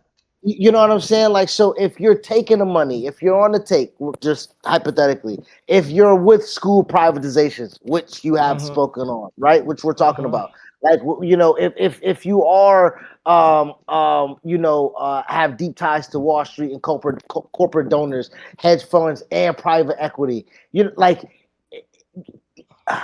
It calls into question your true it's allegiance, and where your are true you gonna really allegiance fight lie, for bro. us? And I know you're a black brother from Bed-Stuy. We get all that, my nigga. But like at the end of the day, you know, or you represent those neighborhoods like Bed-Stuy. But that's my point. Like you're representing what used to be, The but Democratic not what Party. Yeah, is. yeah. This is a gentrified central um, where the money is not affluent to how the black economics move throughout those constituents. This is very much, if you saw Do the Right Thing, it's Sal's. It's got that like Brooklyn is. We're talking about Brooklyn is Brooklyn. very much fucking a melting pot of Jewish ascetic Jews, Muslims, Christians, Black Israelites, Italians, you got Uh-huh. the Irish, nigga. That's just You got the Brooklyn. hippies. You got the That, freaking that my just nigga Jeffries has to go out there, and I yeah. get you. You gotta represent how you can. But to my point, you represent a lot because again, we are a minority of this, of how it is. Like we talk about Obama. A lot of people criticize Obama when he was in president. Hey man, we see how niggas can just wield their power as president. Nigga, you ain't doing much of nothing. You know what I'm saying? Like, Uh-huh. really, you jelly ain't did shit, nigga, when Uh-huh. you was president for solely for the black constituents. I think with Jeffries, he doesn't necessarily run the risk for that, but he does have to pay attention to the progressive state of Uh-huh. how people are thinking, the ideologies Well, of the progressive movement. I think he understands that. I think probably more eyes on him now than it has ever been, and Well, people are chanting. you're right. People are I chanting. won't cut you off. Go ahead. Go ahead. No, no, no, no, no, no. I'm not saying if it's gonna change him or not because the money is real. Well, not even But that. He don't have nobody to go against him, and they know that they need him.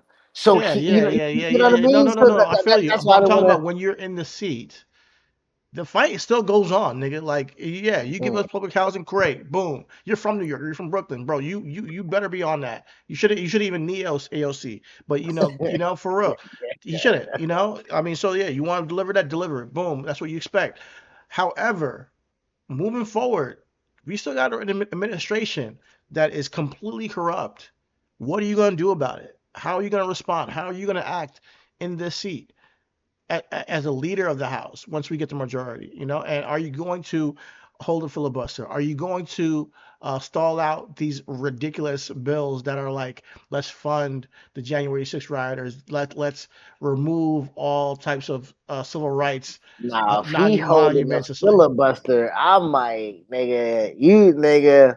you might get that black card of black cards, nigga, if you in there holding your nuts like that, my nigga. Actually, If you swinging the gavel and saying like, nah, nigga, this shit ain't going through me. This shit ain't going through me, nigga.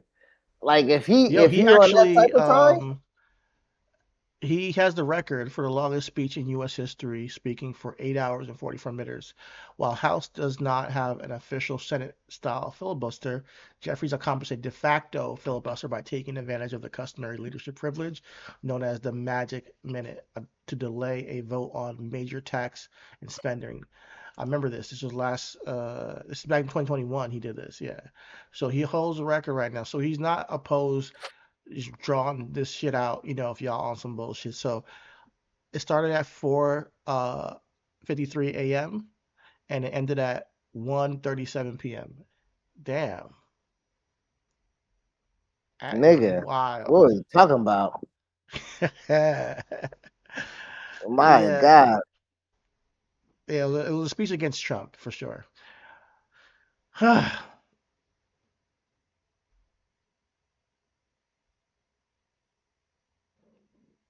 But it was focused heavily on plan cuts to Medicaid and SNAP benefits, about Trump, back domestic policy. And this is back in 2021. So yeah, man, we shall see. We shall see. We shall see how he responds. He ain't losing his seat, so he good. So when people are chanting, you're next, you're next," he's like, "Shut up. I'm not going anywhere." So he good, he good. But yeah, people are not happy with him, and I just hope that he understands why, because we don't feel like he's a fighter for us, So we'll see how he continues to move. If we can get that public housing, that'd be great. Yeah, I think I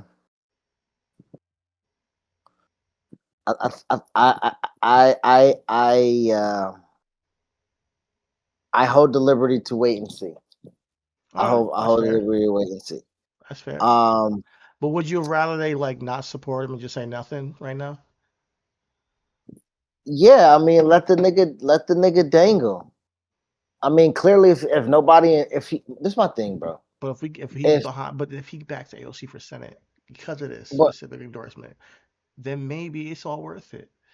well, my thing is, I don't want AOC to get it that way. Why If not? my This is thing is, politics, baby. hold This on, is but how here's my thing. everything works. It's the Well, system. here's my thing. This is my thing. So if there's nobody, if there's nobody, if there's nobody in Jeffries' way, Jeffries against this Republican. He gonna lose that? No, I don't think so. But what's gonna happen is her being asked about Jeffries to her face on television, and her saying, "I don't want to say anything about it." That's gonna hurt her. But him saying, "No, I back Jeffries," and mind you, she knows the guy, and she said exactly why. She's not like, "Oh yeah, I back Jeffries, he's a good guy. Yeah, I'm just kissing his ass for no reason." No, she's like, "No, we talked about public housing, and hopefully, he comes through on there." So like, I do think that I think in the same vein, I don't see nobody that would. Again, we're talking about a vacant seat. I don't, and even if she had to run against Chuck, I don't think that the incumbent wins. I don't know. Chuck might run. He's going to lose. But this is what I'm trying to say. If Chuck, that's what I'm saying. If Chuck runs, and it's Chuck and AOC. If Jeffries endorsed Chuck, it don't matter. That's my point. You got a point. So like AOC really don't need it. And Mamdani, this is my and Mamdani. If he moves from mayor to governor, nigga, he don't need a fucking soul to endorse him. He good by his lonely. It takes time though. Mamdani's only six. He's only 6 months into his mayorship. Walk up in the party. I don't fear nobody. What the fuck? Power it up. Who gonna stop me? Mamdani, nigga, he is on it. You so right though. You so right. Oh my God! But I want to slow our roll because it's only been 6 months and this You're guy right. been mayor. You're right. He You're still got right, like man. what? You're right. Yeah. So we'll But see. I ain't gonna hold you though, nigga. Usually when you fuck raw after 6 months, you end up, it usually end up staying a bit. It ain't usually just no quick fling. Yeah, This nigga came in and took the rubber off. He like, I'm about to hit y'all with my best moves. Nigga, New York don't ever want to not feel Mamdani dick again, cuz.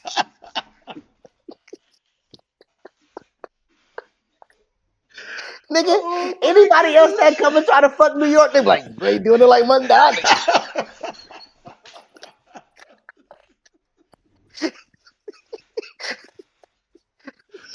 Oh my God, that's priceless. Oh my God. nigga, Mamdani to pop the roast sparks, a blue chew. He running through New York. He running through New York, my nigga. And New York is loving it, nigga. He don't need a motherfucking soul, nigga. Oh my goodness, bro. That's crazy. That is crazy, bro. And this is like, he still got 3.5 years left. nigga, I'm telling you, he fucked them good. Now he can be an A shit nigga. It don't matter. She ain't going nowhere. New York ain't going nowhere. Well, he a good man. Yo, Nigga, man. my Donnie straight, yeah. I'm telling you, you're right. You're right. You're right. I can't even front. But you got 4 years of building, though. You got 4 years of building this coalition even further, man. But it's gonna be interesting over the next 4 years, see what happens. And I was thinking about moving to Texas, moving to Florida. I don't think I can do it anymore. This world's crazy. This shit is Nigga, crazy right now. This nigga, world you is can move to crazy. Texas, just don't have no kids. There you go. What are Yo, you talking man. about? I don't want to be around that Oh shit, man. man. Okay, well, all right. So before we do kind of get out of here, I do got a little kind of see. I guess it's not. I guess it's serious. It is serious. It's just a hard kind No, of pivot, 100%. Yeah. to make. But down here in being in the Orlando, Florida area, you never know how big somebody is or like where they actually from or whatever the case may be. But I was in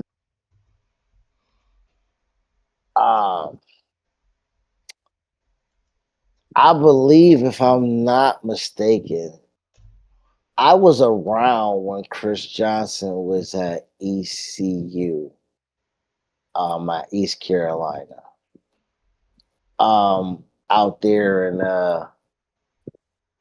it ain't shit to do in East Carolina. It ain't shit to do out there in that little part of Jacksonville, North Carolina. It ain't shit to do there at all.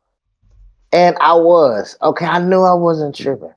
I was there his last year at East in Jacksonville, North Carolina, and that boy was so electrifying, Chris Johnson, and seeing him in the league, he was just as electrying. He still holds the NFL record, and he came out today. On USA Today or Good Morning America. I'm sorry, no disrespect to Michael Strahan. And he announced that he has ALS, but he couldn't even announce it. And I just remember him last year because I'm again always on Twitter. He was just at the Senior Bowl, because last year's like yesterday.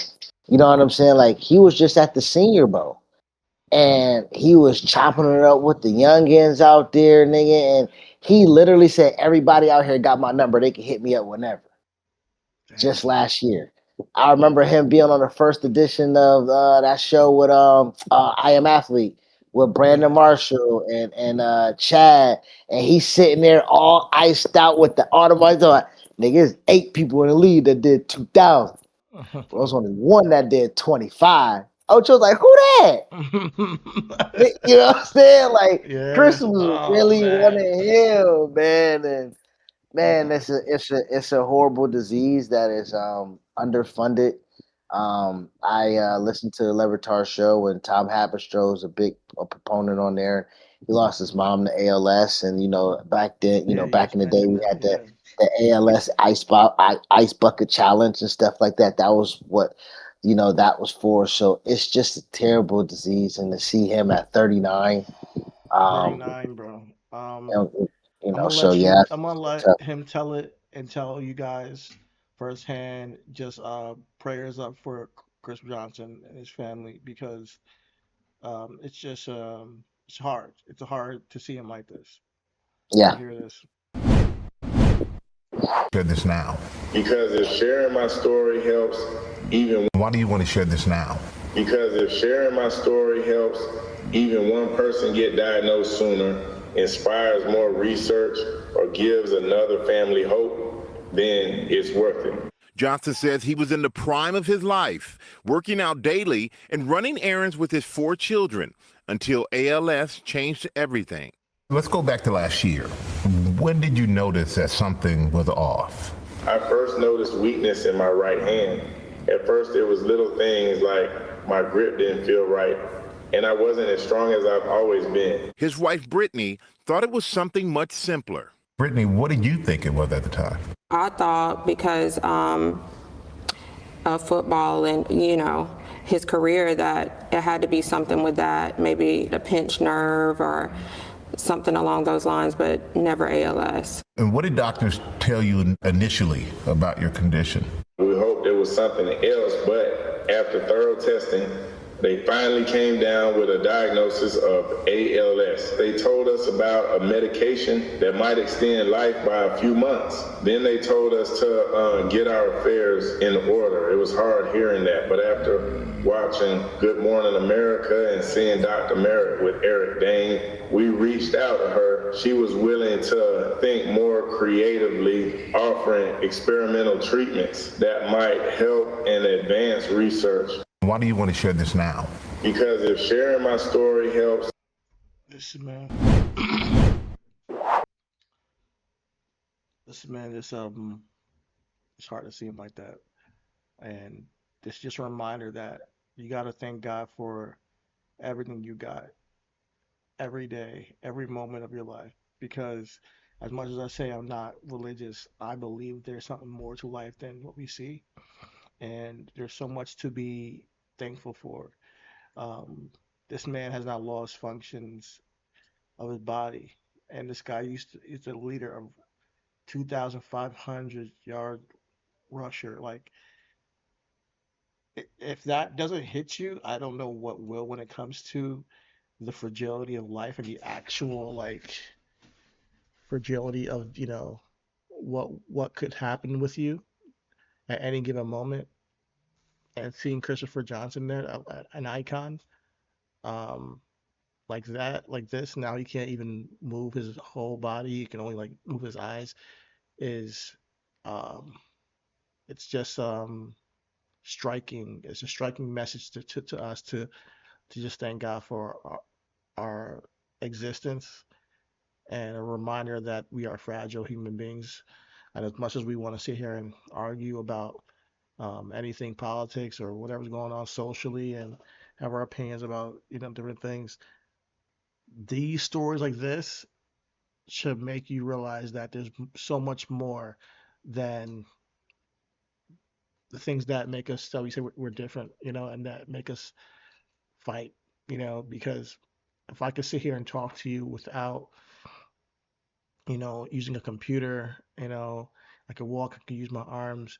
Um, we we take those things for granted every single day. We think we have like the worst lives, you know. We kill ourselves and beat ourselves up for the smallest things. And Chris Johnson, who accomplished so much at the highest level of what he's doing, is now going through this. It's just be reminded to just take life every as a gift and a blessing every single day. That's all I can say. And praise up to him and his family for dealing with this because it gotta be hard and tough for him. And I really do respect him for coming out and making this display on Good Morning American to bring some more notoriety to this because like you said, just last year he was the Pro Bowl. I saw him like active, and yeah, I couldn't believe it when I saw this morning. Yeah, man, he's a Senior Bowl Hall of Famer. You know what I'm saying? He got inducted in there because he was one of the great all time college running backs in FBS history. He had ran the fastest 40 time at the time. It was the record when he ran it. What was it? I think the record was 4.28. Let me go ahead and verify that. 4.28 is ridiculous, by the way. Just want to let y'all know that. Yeah. 4.24 was the then record. 4.24. So, like, Chris Johnson came in the league already one of the fastest niggas ever to live life, right? To play the sport, and then proceeded to be one of the most producing all-purpose from scrimmage running backs of his time, right? Like Ever. CJ2K is where we get that from. Like, you know Yeah. what I mean? Like, I used to play like when he was on the Titans. That was my team. bro, I was running offense. I used him, and there was a running quarterback was such with a D. It was the quarterback on the Titans. shit, I think they had Vince Young. No, Was it no, it Vincey? was Vince Young. Vince Young for real. I know. No, I not think it was Vince Young. Vince Yeah. Young. No, Vince Young. I had Vince Young and I had Chris Johnson, and I used to run the ball like crazy, yo. And he got me like to just respect the art of running back so much more when I was younger. But to see him like this, it's heartbreaking, man. The name of the disease is ALS, but if you want to know ALS, the Lou Gehrig's disease. Yeah, yeah, Lou Gehrig. If you want to know the full word, it's amyotrophic lateral sclerosis, and it's a progressive neurodegenerative disease that affects nerve cells in the brain and the spinal cord. So its hallmark is painless but gradual worsening muscles weakness and atrophy, which eventually leads to the loss of voluntary movement, speech, and breathing capabilities. Symptoms vary from person to person, but typically progress through distinct stages as motor neurons degenerate. The early it's stage fatal. symptoms, yeah, it's definitely fatal because you stop breathing. In the early stages, symptoms are often mild and can easily be mistaken for other conditions. It usually begins with one limb or speech or swallowing difficulties. Difficulty lifting an object, opening drawers, using keys. Foot drop, which causes the toe to drag while walking, which leads to quite frequent tripping and falling. Noticeable muscle twitches, cramps and tightness, slurred speech, a change in vocal pitch, and trouble projecting the voice. Occasional difficulty swallowing, chewing, and excessive drooling. The advanced stages is severe muscle atrophy, respiratory failure, eating and nutrition. The swallowing muscles become so weak that feeding tube is often required from malnutrition and dehydration, and the risk of inhaling food into the lungs. Emotional and cognitive changes, uncontrollable episodes of laughing or crying are common. Some individuals may also develop a form of frontal temporal dementia, which affects decision making and language skills. Um, it does At not 40. cause sensory loss, bladder or bowel control, or eye muscles. It does not affect sensory loss, bladder or bowel control, or eye muscles. Okay. So, guys, man,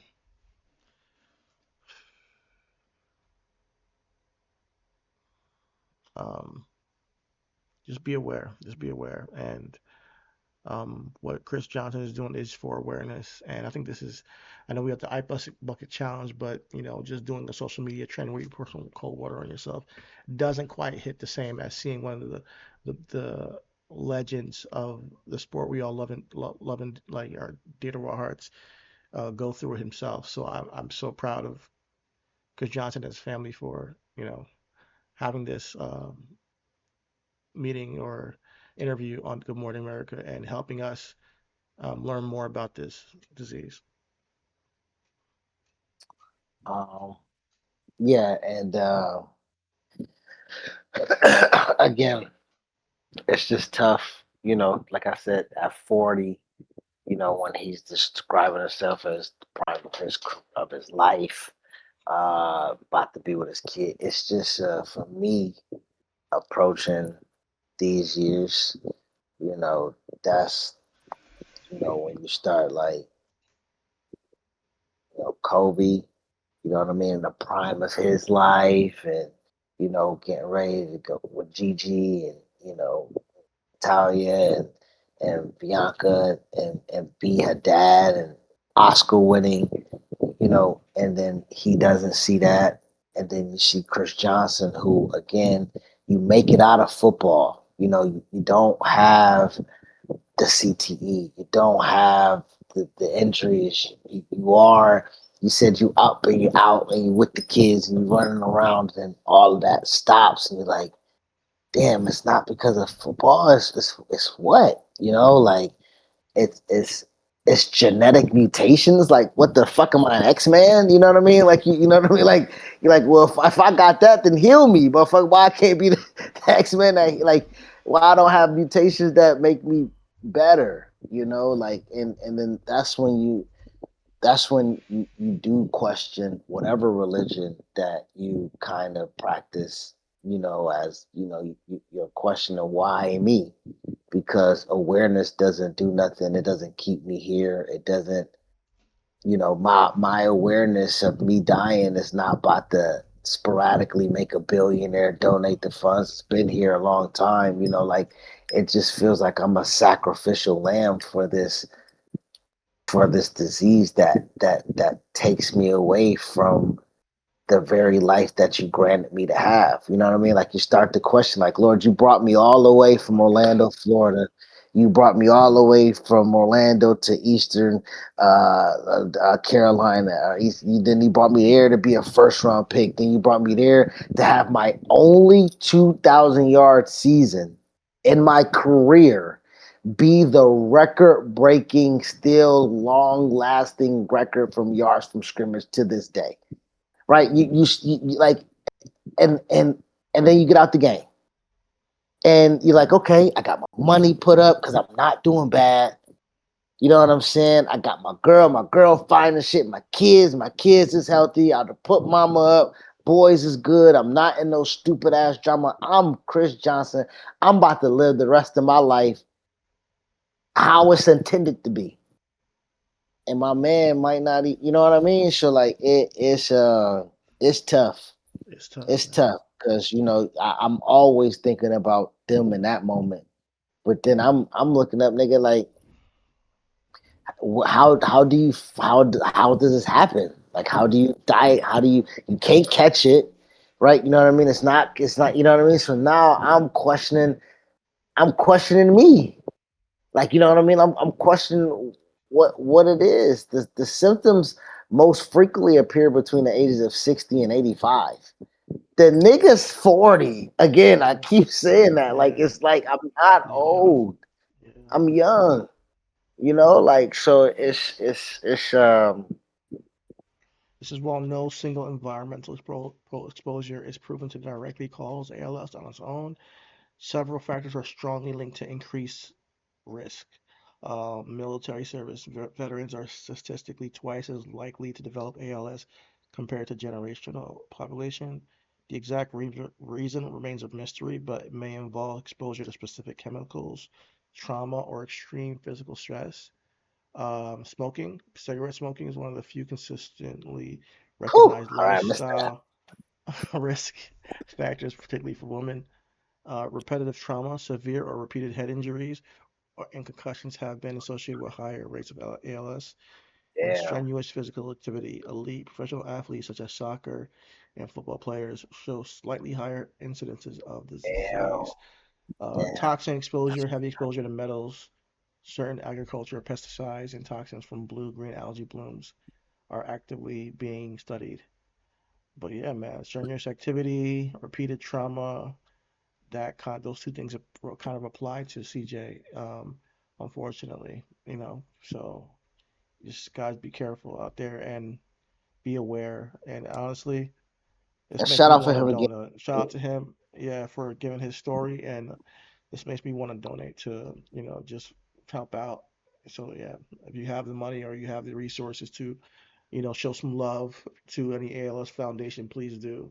Um, send some love out, to help people who are suffering from this degenerative disease. This is sad, very sad. Hey, CJ, we with you, my boy. You know what I'm saying? Uh, my man used to hit the damn. We gonna lose him and Jacoby. Mm, yeah, she was Man, fire. yeah, man. But yeah, man. Shout out to CJ. Also, in to maintain the level of sadness, want to give my condolences to David Samson. I think I already shouted him out, but earlier when we was on the show, but I ended up seeing who's the dude, Andy Cohen. I think that's the dude. That dude E on the sit down a joint, and it came across my timeline again because she worked there. She used to work there, and he gave a kind of a shout out to her again, and it His came daughter. across my timeline. Yeah, his Okay. daughter, and he was like, that girl lit up the room when she was there. So for these young, vibrant people who who had so much promise in life to live, it only does make you try to, at the very least, slow down and cherish what it is that you do have, because regardless of what it is, I'm just thinking about me right now, all the stresses that I'm thinking about, all the bills, all the money that I don't got, all the things I gotta, nigga, if that motherfucker gotta put a tube in me to eat, none of that shit gonna matter. You know what I'm saying? Like, if I start losing my functionality of how I operate, nigga, none of that matter, because at the end of the day, that shit is gonna be obsolete. And at the end, and two, the fight, I don't, I don't know, but people who stay around to give it as much as they got because they just don't want to go yet, I that's commendable. So prayers to CJ that he stays and that he gives it all he has, and that he can show some true progression with the with the resources, possibly from him being, you Pray know for um CJ. yeah, man. Prayers for CJ and prayers to Mr. Sampson and his family as they as his daughter had brain cancer. Damn.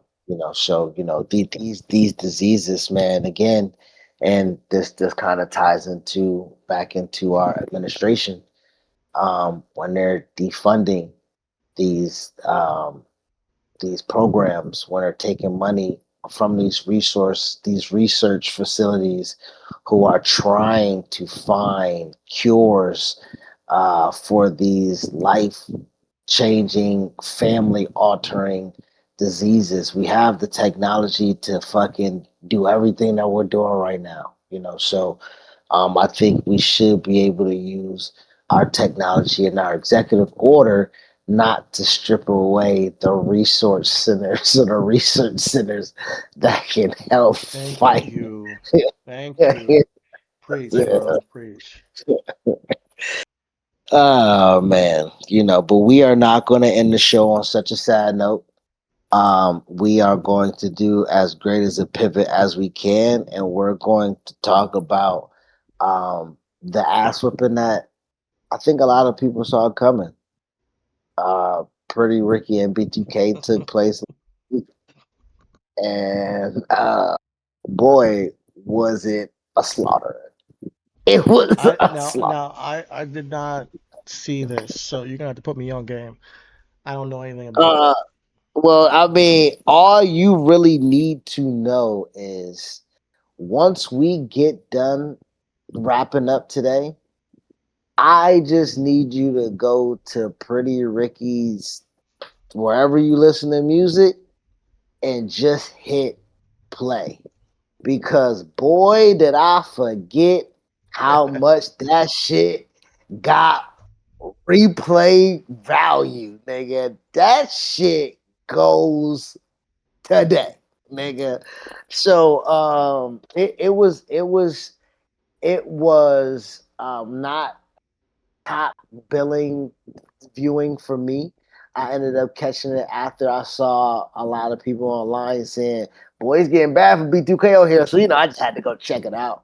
Nigga, by the time I went to go check it out, nigga, I had Lil Fizz saying, "Thank God for the opportunity while we're here." I just want to say thank you. They was getting smoked. They was getting smoked, nigga. All right, let's give them a little taste of that. Okay.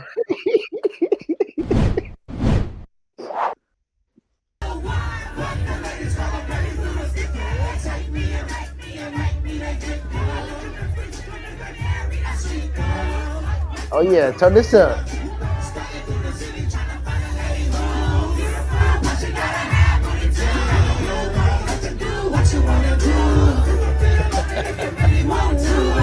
Ooh. Knock nè ba cái gì hả mày? Hey, hey, I got new shoes on the ride.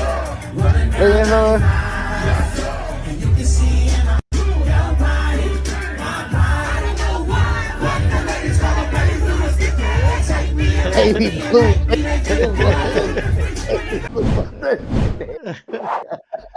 I forgot. Yeah, definitely forgot about your body, bro.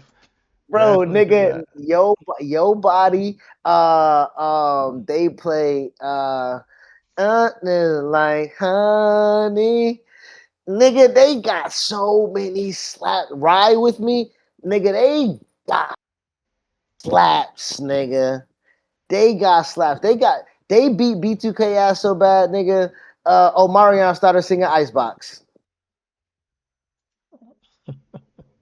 That's crazy. That's crazy. Nigga, Omarion started motherfucking singing Icebox, nigga. Icebox? Pleasure P. Nigga. It Icebox got came so out? bad for B2K.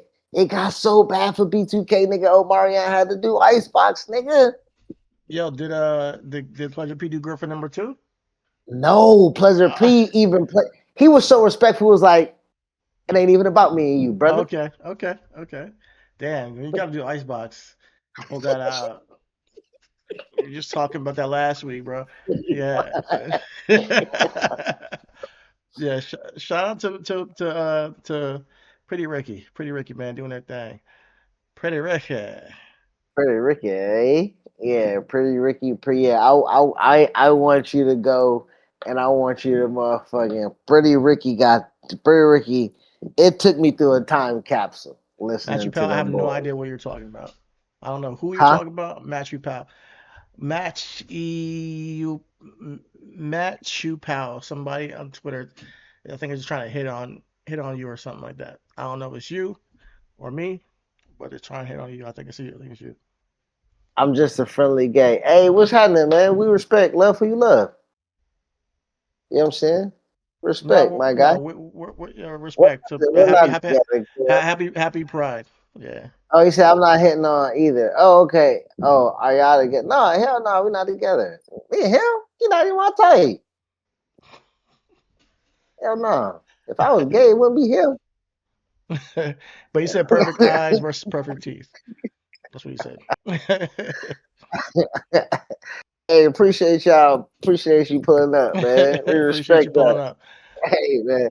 We just over here bullshitting.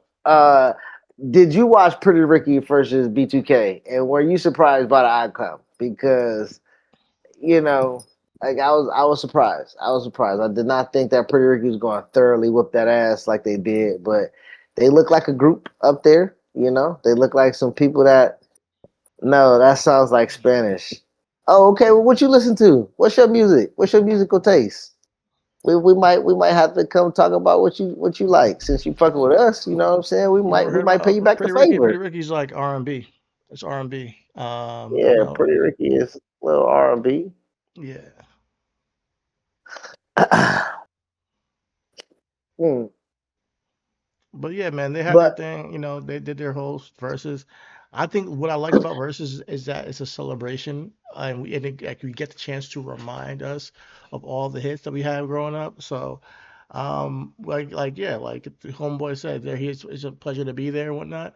It is, so they get to remind people what goes on. But yeah, it does become a competition at some point, and yeah, it can get kind of crazy. speaking of competition, BET Awards was in Mm, competition with themselves last night as they tried to make an epic kind of, comeback pause. But Drewski was the host of it. We had some really good performances. You know what? I'll take that back. We had some pretty good looking performances. I don't know if okay. every performance was good. We had Kalani. She came up there and did Yeah, folded. just like Okay, Kamani is, just like Kamani. you know. Well, Tim's was there, and Folded Thames. Okay, I gotta check that out. Ari Lennox pulled up. As they did a tribute to D'Angelo. You know what I'm saying? That boy Duran, he got some pipes. Pause. Who? I think I should pause that. Duran Bernard, he can sing. I should have chose different wording for all that. I just told the nigga I wasn't gay, and now I say some gay shit. Ooh. Oh man. Okay. All right. But yeah, Folded. I definitely gotta check that performance because I fucked with that song. So come pick up your clothes. He said, "Smoke out of a bong." I got pieces, brother. I got pieces. I know you white. I'm black though. I got some. I got some pieces, cuz you know what I'm saying. I'm a glass. I'm a glass guy now. I gotta clean them, but I'm a glass guy now. You know. I'm with you, my guy. He says he's coming over. Huh? Nothing. Nigga, not here. We can smoke a virtual joint together, my guy. Yeah. Uh, All right. SZA was there with her fine self, SZA. Oh my and goodness, and SZA Doechii, and Doja. you know Yeah. what I'm saying, and Listen, and Doja Cat, you know what I I'm saying. did It was see that. I did see that the Clipse won best album, which I told y'all. Listen, they're keeping it. That was the best album of the year last year. Listen, and I'm glad they won it because I wanted them to win the best rap album at the Grammys, but gave it to Gen X, of course. But But I mean, but it, I mean, it wasn't the best. Well, okay, respect, respect, yeah, respect. That's what I'm talking about. Respect. respect. I don't even want to do it to myself, bro. Respect. Shout out to everything is a lot. They keep dogging my man out with that. It got nominated, but it lost. I'm just saying. At least it was Bro, man. nominated. At least it was nominated. It wasn't nominated for the Right. Grammy, but it was nominated for the BET or Rap Best He Rap he Album. didn't make it. I don't think he made it in time for it to be Maybe, Grammy maybe nominated. not. Maybe not. We'll see I'm if it's not next year. sure. Yeah. Hey man, I know all I know is that everything a lot is charting, selling. You know, respect to Wale. That's my Respect dog. to Wale for sure. What else you got for the show, brother? That's it, man. Listen, prayers up for Christopher Johnson. Definitely, look into the Texas Bills and what they're doing out there. Shout out to AOC and Mamdani, just fucking the world after world. So just holding it down, and we'll be back tomorrow with more topics. I did have some topics today that we will get to probably tomorrow because I do think the bombing going on in Iran is I have a little take on it that I want to spread to y'all and just express. Then we have a bill that was passed that pretty much allows Trump to do certain things that are completely unconstitutional typically. And I'm just wondering if it were a Democrat in the seat, would they be able to do this and going forward? Other than that, that's all I have for y'all today. We're here. Thank you for coming in, tuning into the Everything Is podcast, where we talk about everything that matters. Listen, I'm your host, CT Chitty Bang. That's Chris the Most High. And we're going to be out of this bitch. But before we get out of here, keep love first in your hearts and spirit and mind, because the world needs it.